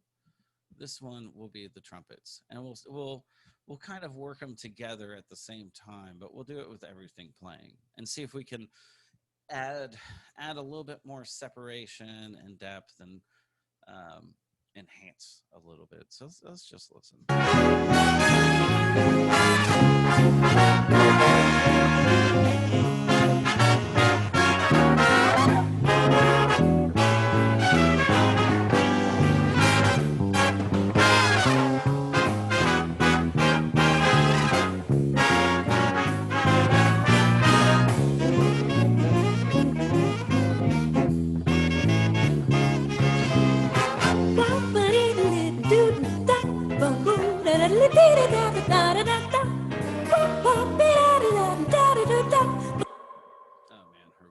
killing me.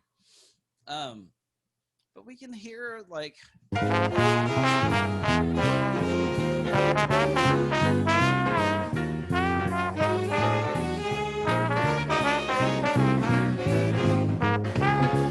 so if we look at the two, it's kind of interesting. I just did all of this off feel real quick. And whenever I heard the saxophones, I was like, man, there's a little bit too much like low, you know, it's not really, it wasn't really, it seemed a little excessive. We've already done our fixing. So now we're just talking about making room. So it seemed a little bit excessive. And then on the horn or the trumpets, I ended up boosting some of the same frequency. And that's, you know, that's kind of like the flip-flop thing. If there's too much of one thing in one spot and you cut that, well, then it leaves an opportunity in another instrument to bring that up. So let's listen again to that, but let's listen more for how it sits with the bass at this point.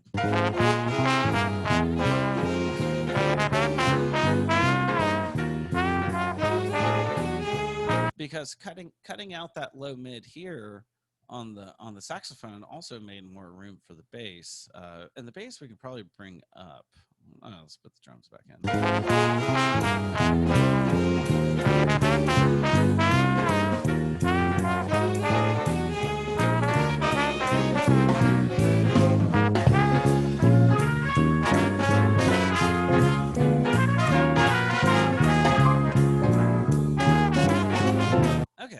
Okay, I'm cool with that.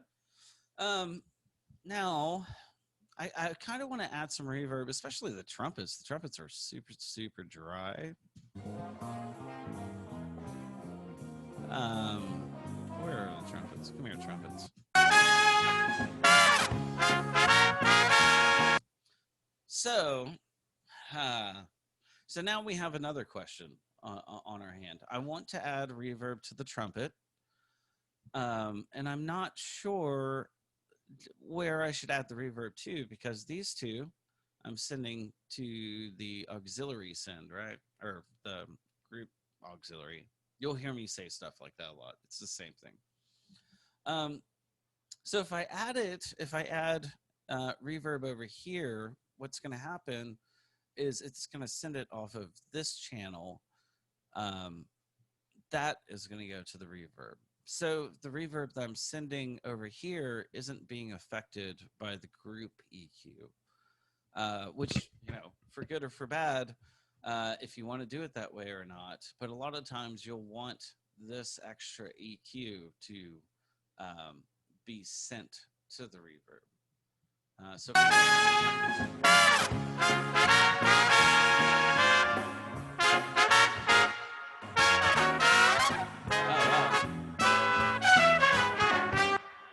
You can actually hear quite a difference.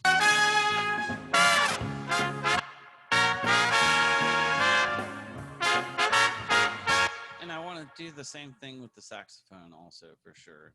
So I'm just going to copy it over there. And let's just kind of listen to everything.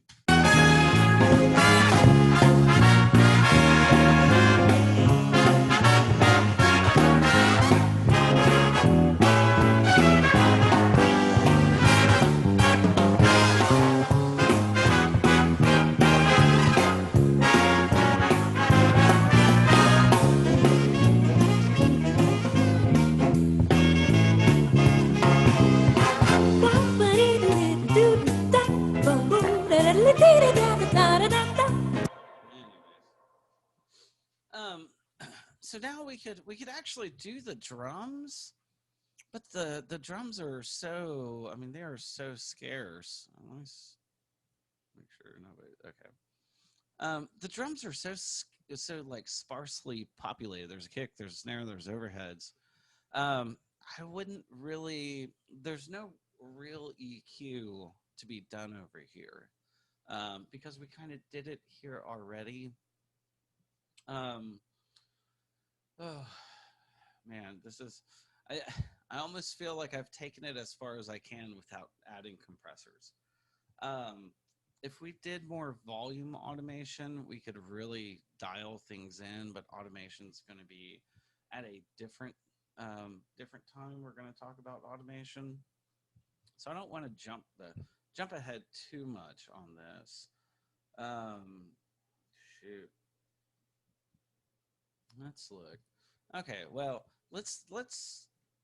we're pretty happy with this. Okay, I'm a liar. I'm gonna put a compressor on her voice because she jumps too much. Wait, not that. Where's my old purple? Just because she jumps too much and it drives me insane. Gonna kick those other lovers into touch. And whenever trouble appears, I'll wipe your tears, chase all your fears away.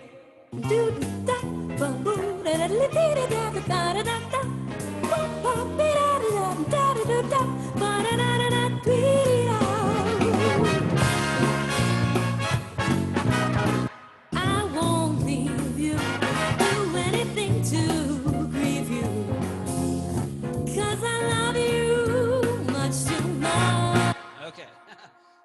sorry. Her voice was just you can tell they didn't record it with a compressor. It was just driving me crazy.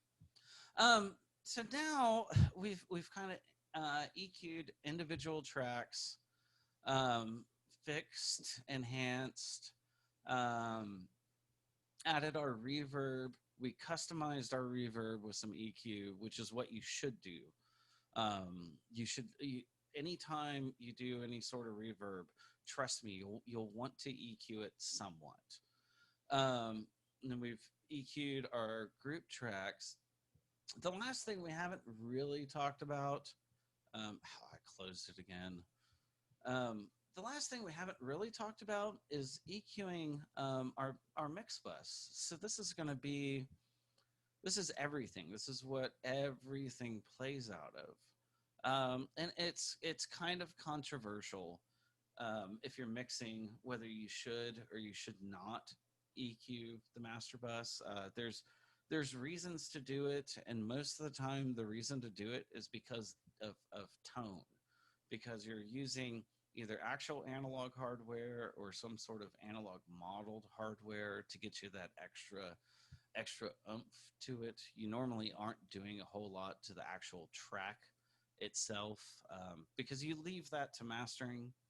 And we are going to do a whole week on mastering, which is really it's pretty awesome, and you'll actually be able to know what mastering does and how you do it, and why you do stuff like that.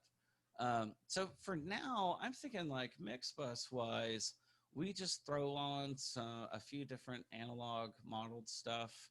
Oh man, I don't think I have enough UAD power to get another massive passive. Let's see if I do. I don't think I do. I think I only get one UAD massive passive. It's probably going to gripe at me. All right. Whoa, it didn't. I can get two of these. What? No way. I won't leave you. Okay. So we're going to try that. We'll try the massive passive, which is a classic mastering EQ. We're going to try the AMEC 200. This is from Plug-in Alliance. They only built one of these, a couple. It's a clone of another famous mastering EQ.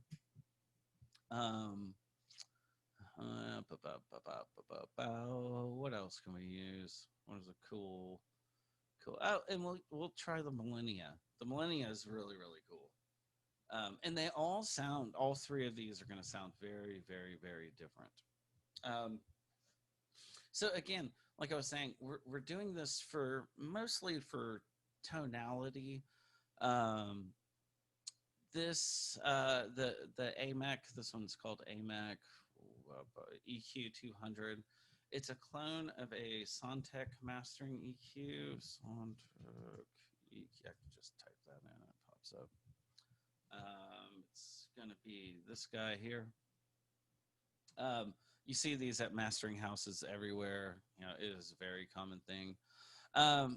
this thing is kind of different because it's not supposed to sound like anything. You aren't supposed to hear it at all. Somebody's charging 10 grand. They're crazy. So this one, we will probably be able to get away with boosting stuff a lot, and we won't. You won't really hear it. But let's play around. We're just going to play around with all of these. So maybe, well, let's listen. I won't leave you, do anything to grieve you, 'cause I love you much too much.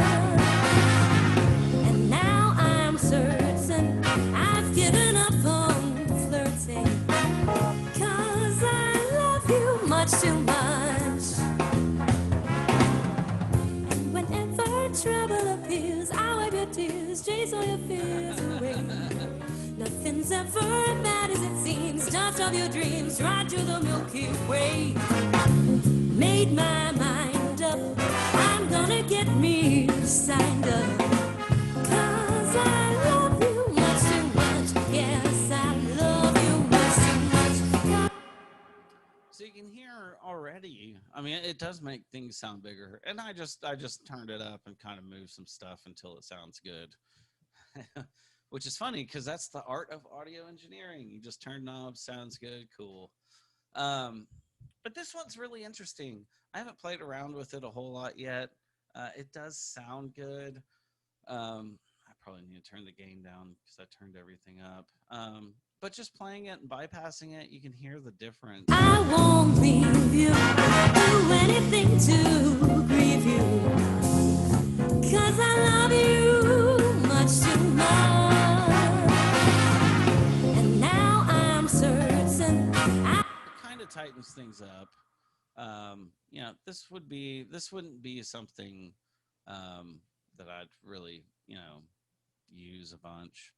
Let's move on to the Millennia, because the Millennia is really interesting. It's also kind of like that AMAC.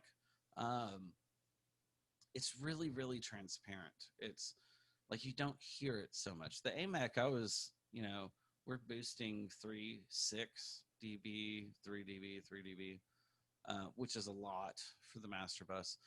The Millennia is going to be about the same, so we'll just kind of mess around with that. I won't leave you, do anything to grieve you, 'cause I love you much too much. And now I'm certain I've given up on flirting, 'cause I love you much too much. And whenever trouble appears, I wipe your tears, chase all your fears away.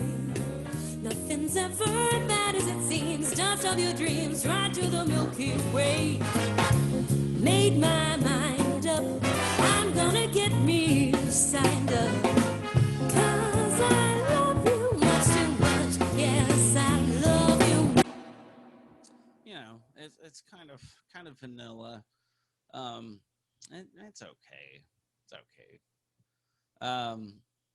The Massive Passive, remember we were talking about it, and the Massive Passive does wild stuff. There's actually a bunch of crazy presets. Fletcher Munson curve, ha ha ha.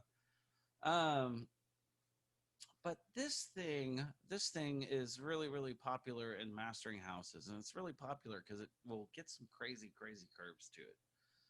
So we'll just pop that open, mess around with it a little bit. I won't leave you, do anything to grieve you, 'cause I love you much too much. And now I'm certain I've given up on flirting, 'cause I love you much too much. And whenever trouble appears, I wipe your tears, chase all your fears away. Nothing's ever as bad as it seems. Dust of your dreams right to the Milky Way. Made my mind up, I'm gonna get me signed up, 'cause I love you much too much. Yes, I love you much too much, 'cause I love you much too much.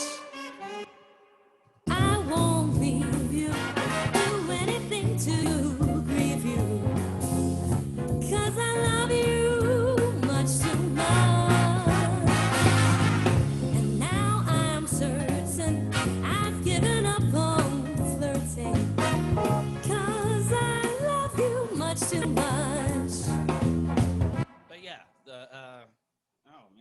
yeah, the massive passive is impressive. Um, yeah, it's very impressive. Um, it sounds good. You definitely hear it add just kind of enhancement to everything on it. Now here's the thing. Like, say, it, all of this started back whenever you were, you know, when you have a bunch of outboard analog, you can only use it once, right? So a lot of times, what people will do, not so much in the box, but sometimes they like the color of, say, the massive passive. So what you normally would do if you wanted to EQ the main bus is you would start off with the EQ on there and already set and mix into it. You don't really put it on afterwards normally. And that's how most people will do it. Same with the mix bus compressor. We're gonna do compression next week, so we'll get into that a little bit more.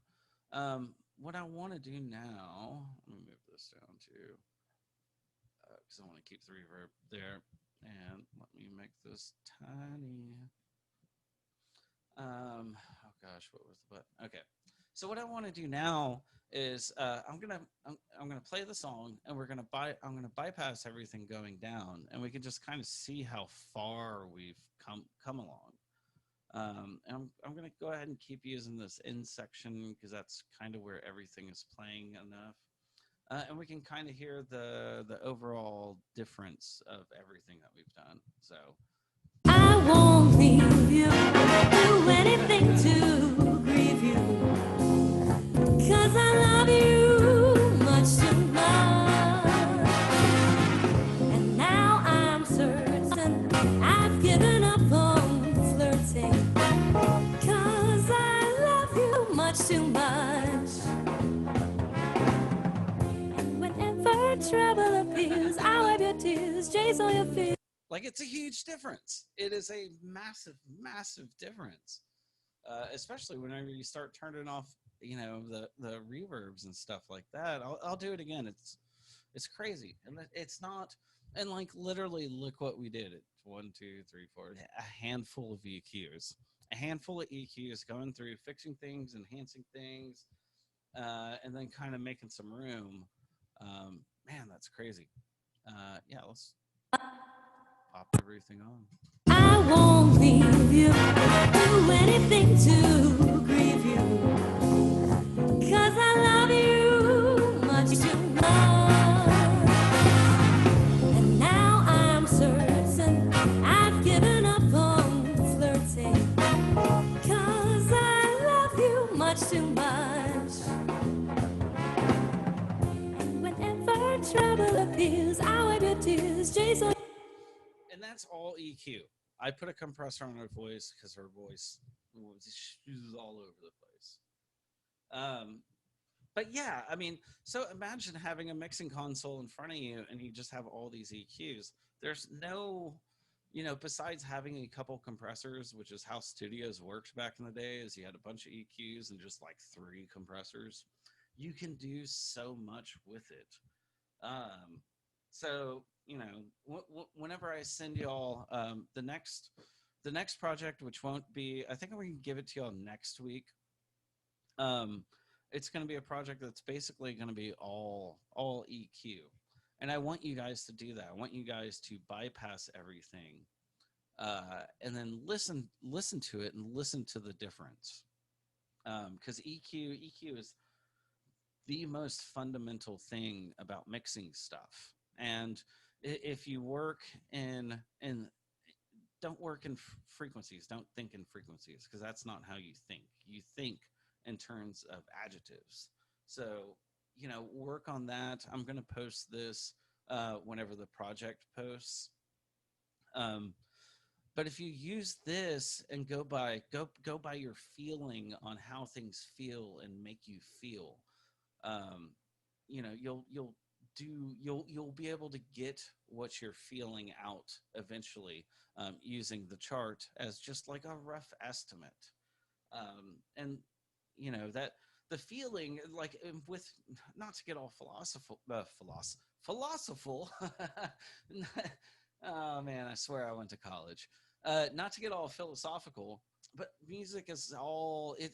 Music isn't numbers. It's not frequencies. It's not, it's not math. Anyways, it's not numbers. It's all about feel and how things make you feel. So if somebody's like, I never boost 200 hertz on a kick drum, don't take their word for gospel. That's ridiculous. Like go with what your feel is, what you hear, because that's, music is feel. All right, that's my philosophical. That's my philosophical thing. Man, I want to hear that again real quick with everything bypassed. I won't leave you, do anything to grieve you, 'cause I love you much too much. It's just ridiculous. It drives me crazy. So plan going for this Thursday, or Wednesday. Sorry, I have 2 classes. This is how you approach songs. EQing is always the same. You're always going to go by feel and stuff like that. But I want to do a completely different style of music for Wednesday. So I want to do kind of the same thing, because the more we go through this, the more you'll be comfortable with it, the more you'll be able to practice, the better you'll get. So I want to do another song that's completely different than this. I'm not sure. It may be a pop song, because this is all live instruments. And working with live instruments versus working with electronic instruments is different. Working with live instruments, there's a whole lot more fixing. And working with electronic instruments, there's a whole lot more enhancing and making room. So I may end up, I have a client that I've worked with forever, and he has songs that, have like 60 tracks on it. But the great thing about that is the making room. I have to make room for all his tracks. And then working with his vocals, he'll do vocal stacks that are like 8 deep. So that's what I want to do Wednesday. I want to show y'all mixing a completely different style of music, but yet we'll still be applying the same principles to everything. And then Thursday, I'll give you the project. Then next week, we're going to jump into compression, and how to use compression and where to use it. It's a little different. It's a little different, especially all the different types of compressors that are out there. But yeah, that's kind of what I want to do. So come Wednesday, we'll mix another song. It'll be something completely different. Whenever we start on compression too, we'll probably continue the same trend where we start a song,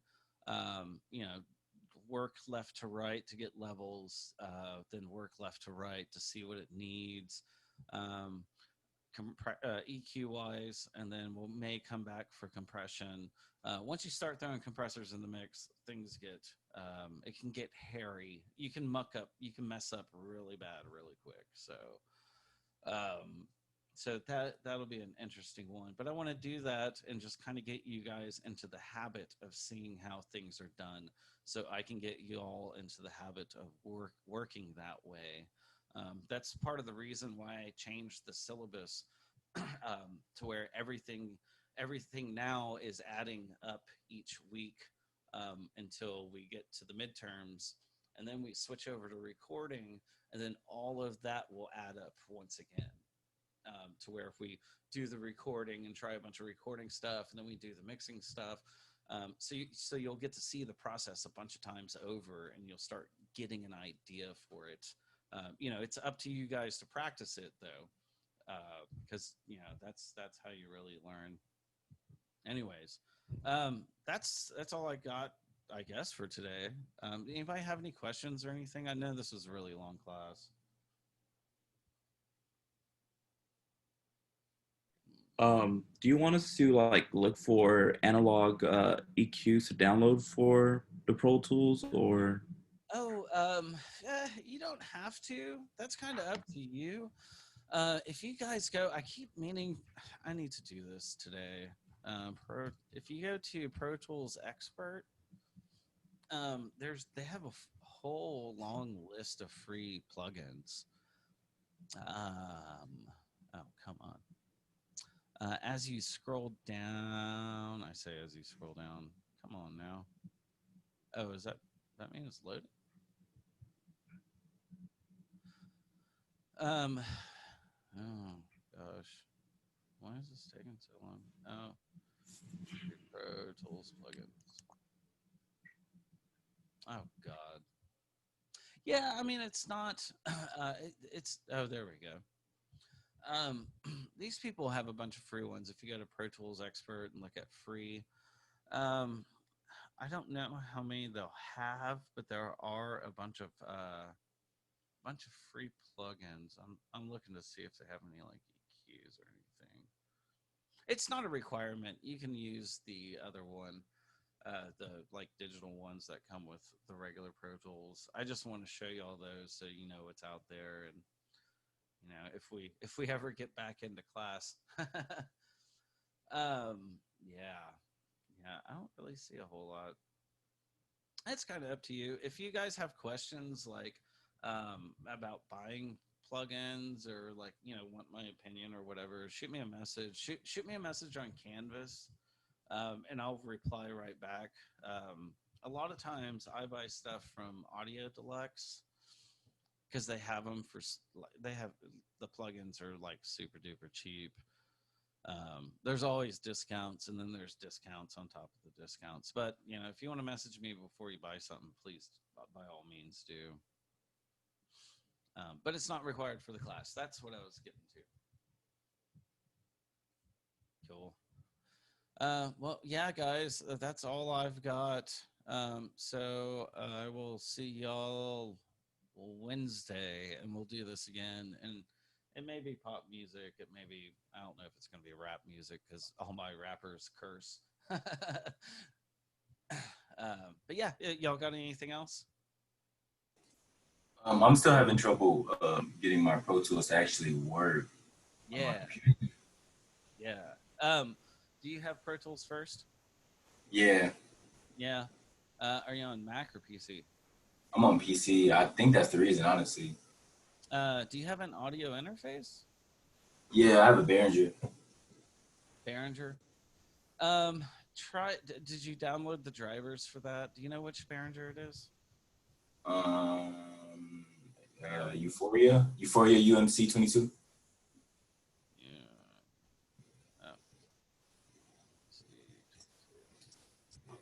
Oh. Have you tried installing the drivers for it? Maybe that's it. I mean, I installed everything. I thought I started everything right. Maybe I didn't. Yeah, a lot of times it's look at this, because normally like on their page they'll have like downloads. Like it should be class compliant, but product sheet. Oh, okay. So when you come to this page right here, Okay. you know, just search it, Behringer, yada yada yada. If you go to drivers, oh, do you have ASIO for all installed? I think I do have it installed. Oh,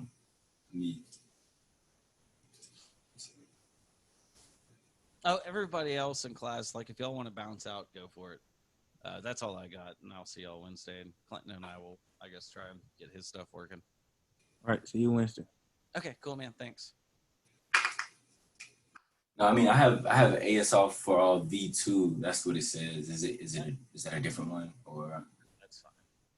So when you go to setup and playback engine, do you have that selected as your playback device? The ASL for all, or I had Behringer selected. Should I mean, I could try the other one. Yeah, try the other one.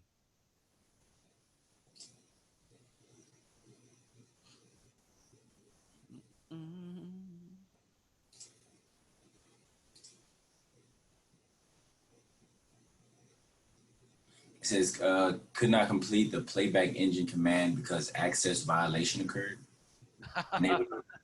So, or do I need? Okay, so this is unable to read location. Am I supposed to? Was that something that I messed up on?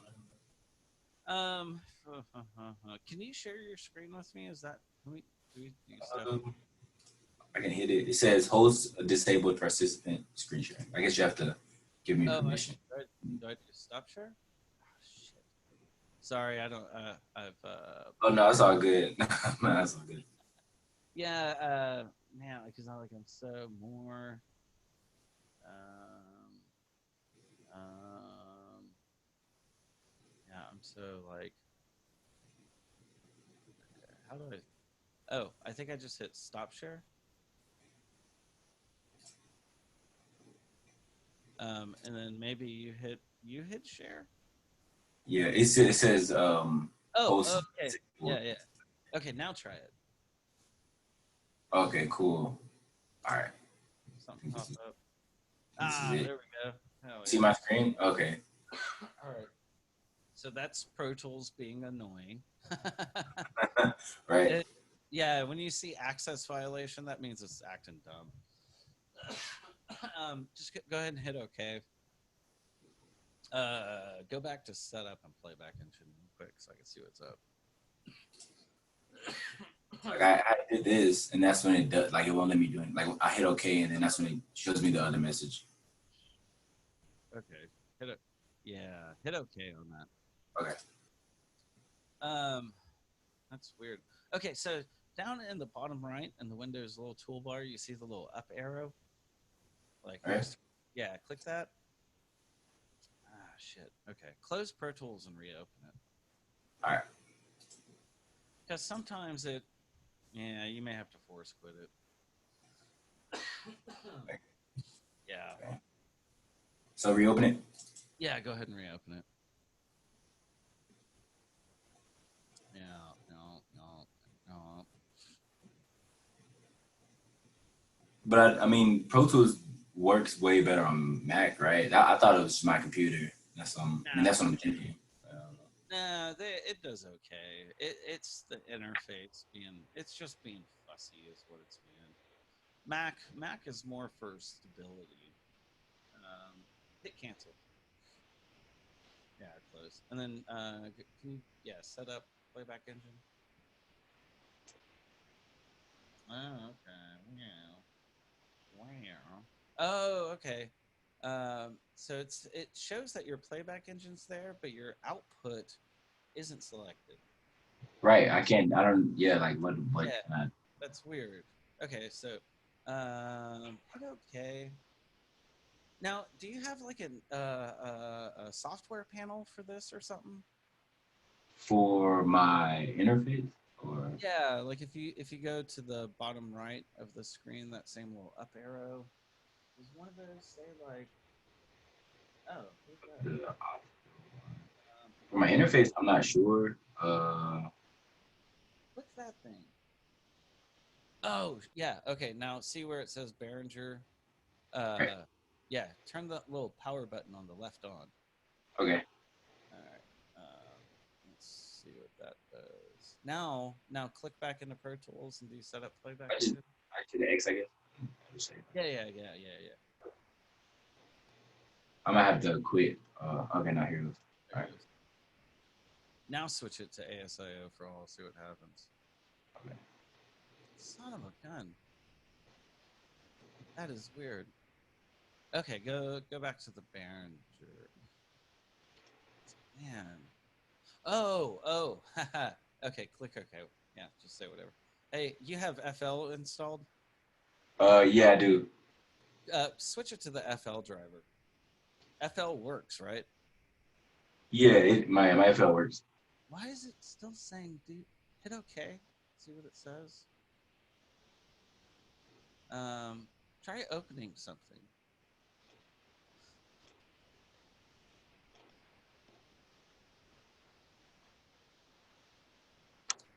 Because I was working with another guy and we were having all sorts of problems, and he's like, "Well, I have FL," and I was like, "Oh, audio works," and he's like, "Yeah," and I was like, "Switch it to that driver, see what happens," and he switched it and it worked. Okay, hopefully that's it. I have a few different interfaces on here, or a few different like DAWs on here. So Huh. that's why I was confused because I mean I have FL, I had Reaper for my other class last semester. So Yeah. oh, and then this popped up also. Just say no. It's all that's saying is some of the inputs and outputs have changed. Okay. Now hit play.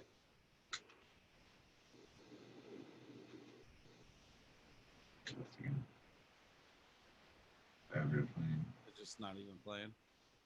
It's just going slow. Is that normal? It's not normal for any other DAW I have. It's only done this on Pro Tools first. Really? Yeah. Good. My computer's not running out of space neither. Man. Okay, go to setup. Let's see what we got under setup. Okay. Oh, of course it's freak out. Well, it's grayed out. That means it's trying to play, right? Because it only Yeah. you can only hit it when it's paused, right? So like, Yeah. okay. Yeah. Go to hardware. Actually, go to hardware.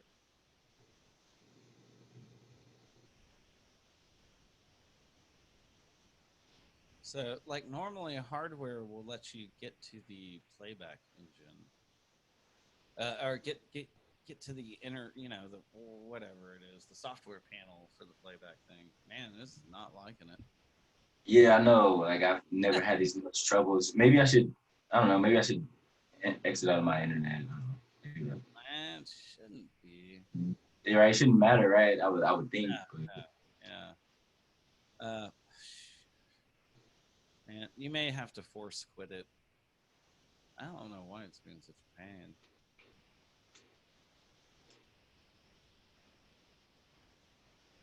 no,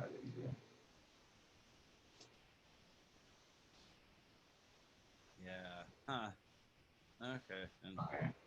open it back up. Oh, dude. Man. Yeah. Like Mac normally works pretty well. PC. Sometimes PC is just be such a pain. Did you? Is this a PC you bought whole or did you build this? No, I bought it. Okay.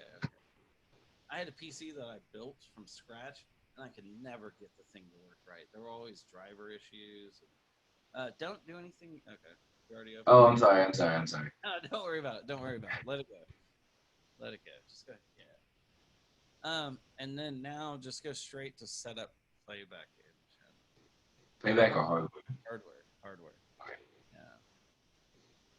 Oh, okay. So go down to output where it says default output. Click that. Click, I guess, Behringer. Right? Yep. Good not. What? Dude, hey. In sharing mode, what does that mean? I have no idea.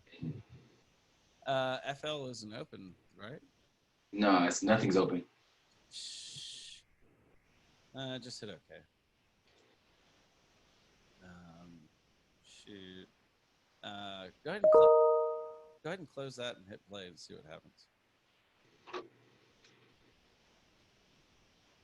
It already looks like it's freaking out. Yeah, it froze already. All right. Force quit it again. All right. I guess it doesn't like the FL driver. Man. Do you think it's Pro Tools first? Like, so I was thinking maybe like if I had to buy it, I would just suck it up and do so. Well, they have the subscription that's like $9.99 a month. Right, but I didn't want to buy it and then it still didn't work. You know what I mean?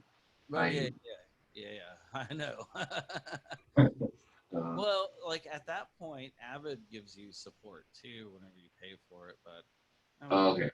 We could probably get this to work. Yeah, it's gonna freak out because it's still thinking. Yeah.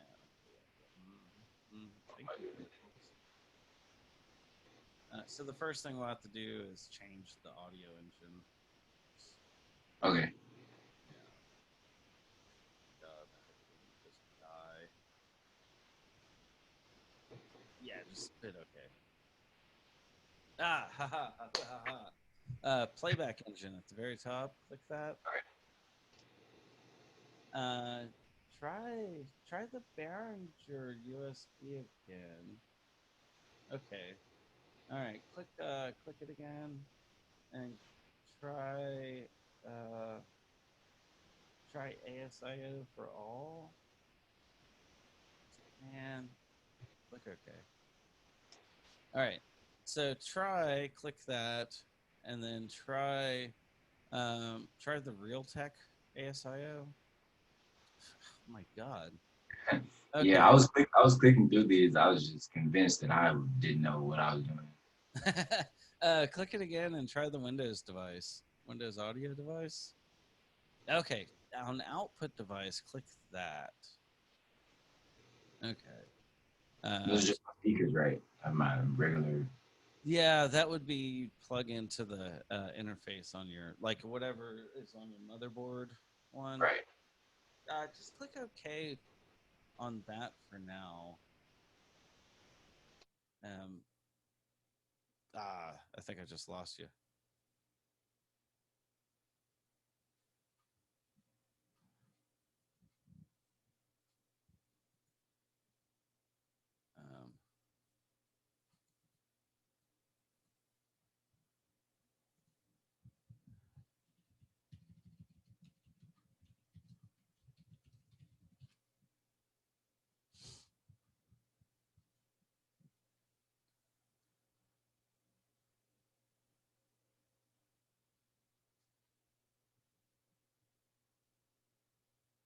What? That's lame. Can you hear me in the headphones at all? You'd have to type in chat. I can't hear you.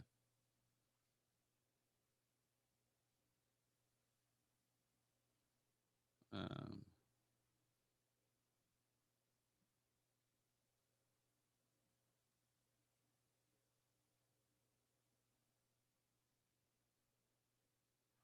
bum, bum, bum, bum, bum, bum, bum. Ahem, ahem.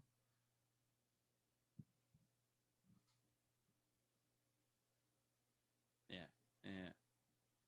Oh, Behringer. Yeah, or however you do it. Oh shit! I wonder if that's the problem.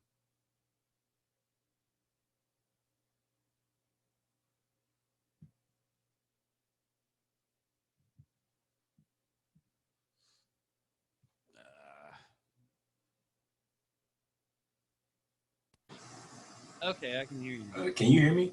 I can hear you now. Can you hear me? Can you hear me? Can you hear me now? I can hear you. I can hear you. I'm not sure if you can hear me, Mr. D'Angelo. I don't know what happened.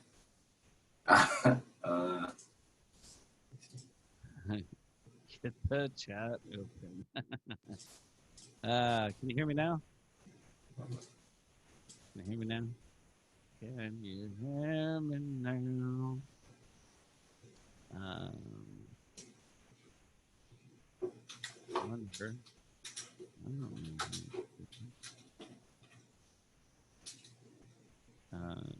That.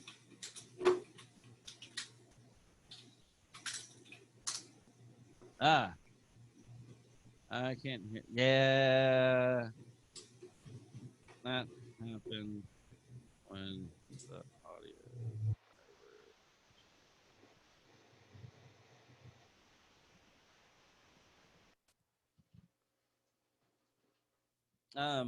Shit.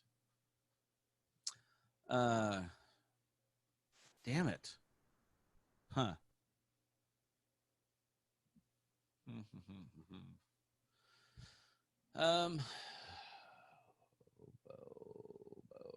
um, do this. Do this.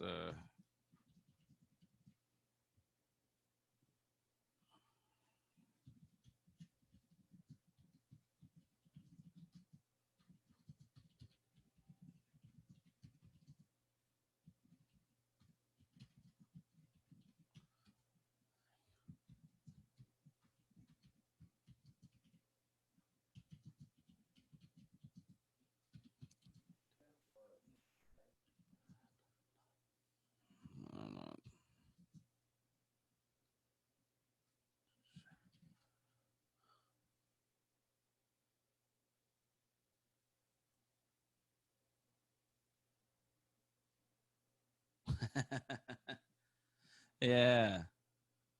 Let's see. Um,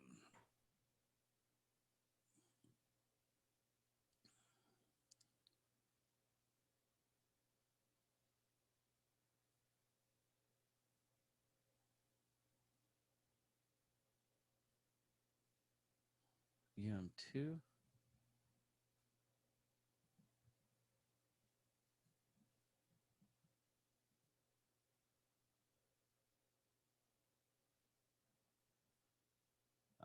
Son of a bitch. It is.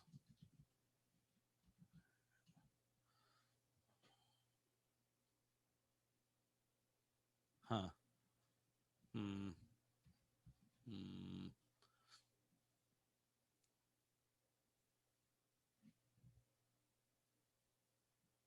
Yeah, try it.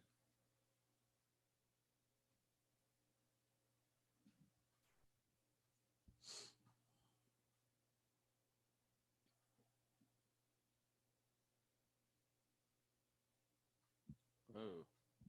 Reward shield.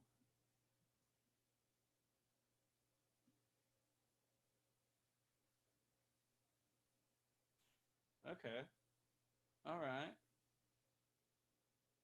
Okay. Yeah. Yeah. Oh, that's right.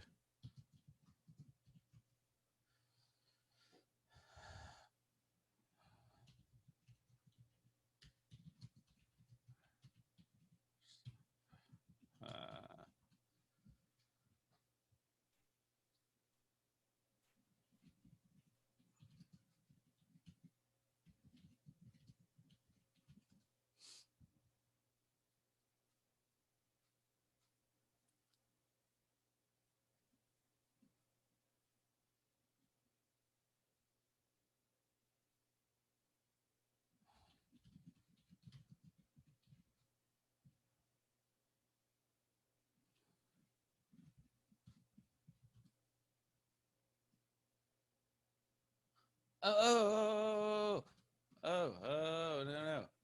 Oh.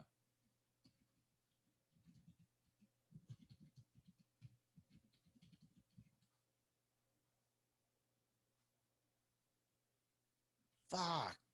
Seriously? Hit okay.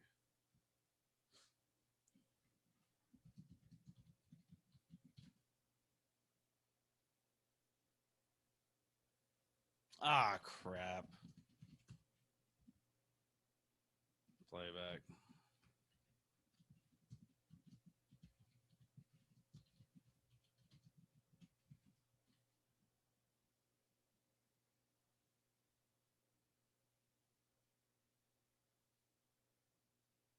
Okay, okay, okay.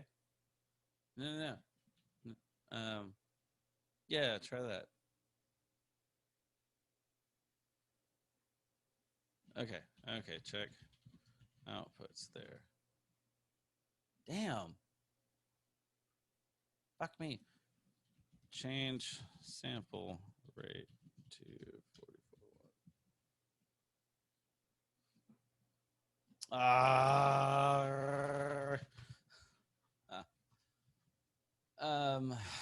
Fuck. Um. mm,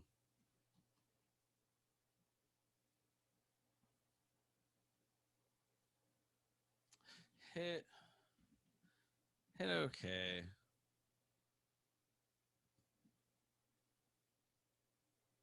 Uh.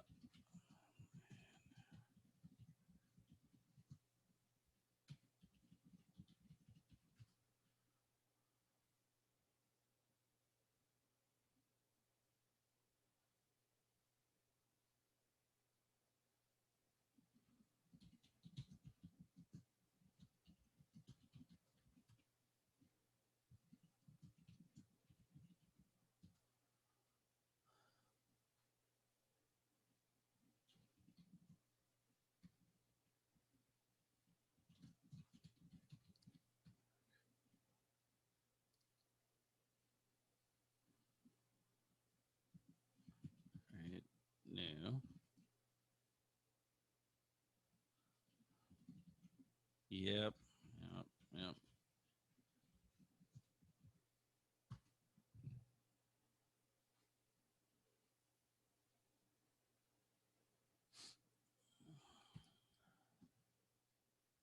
Oh shit! Did it do nothing? Oh shit! Okay, okay. Spoke too soon.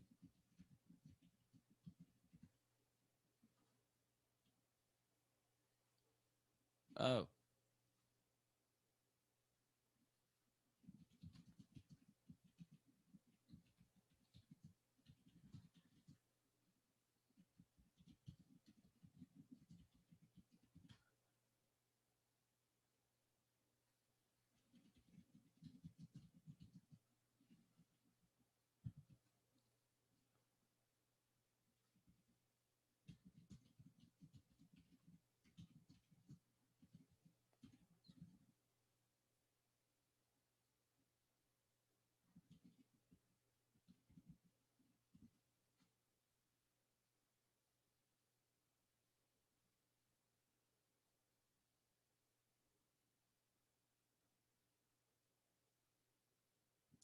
I think you may be getting some.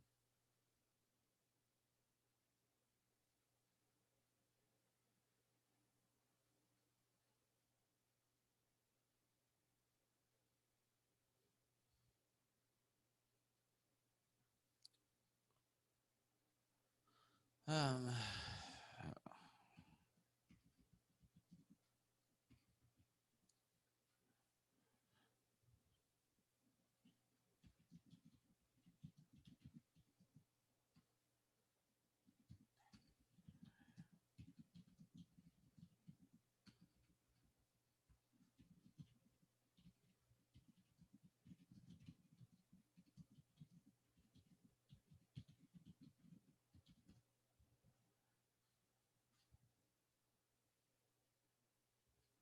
Damn it.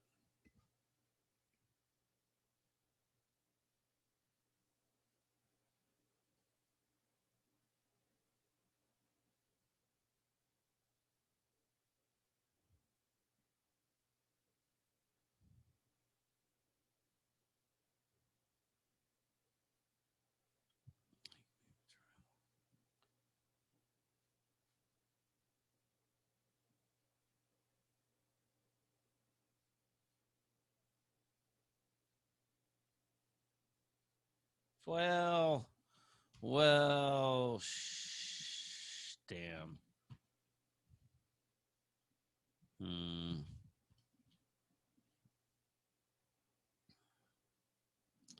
This is weird.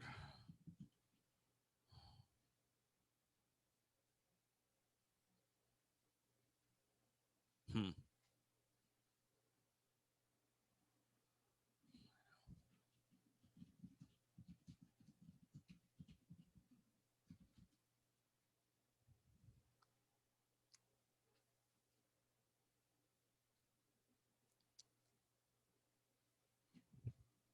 Okay.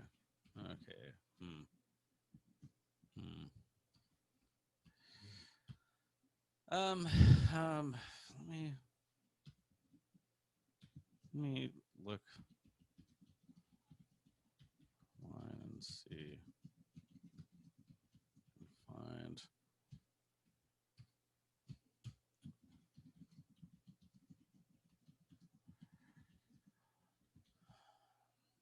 On.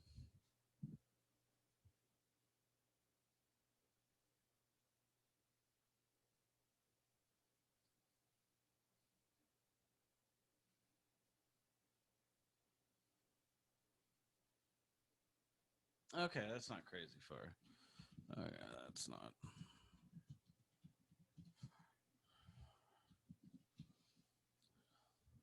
Let me do some searching today, and I'll message you this evening.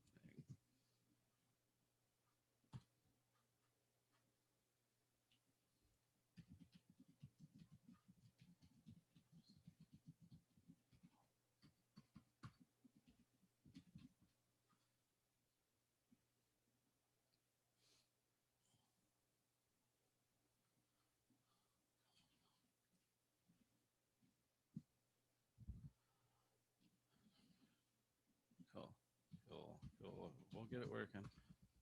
Cool.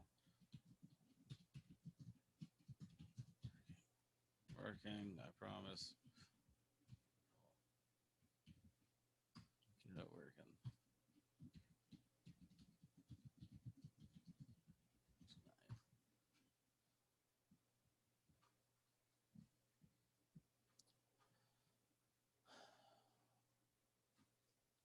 Oh shit.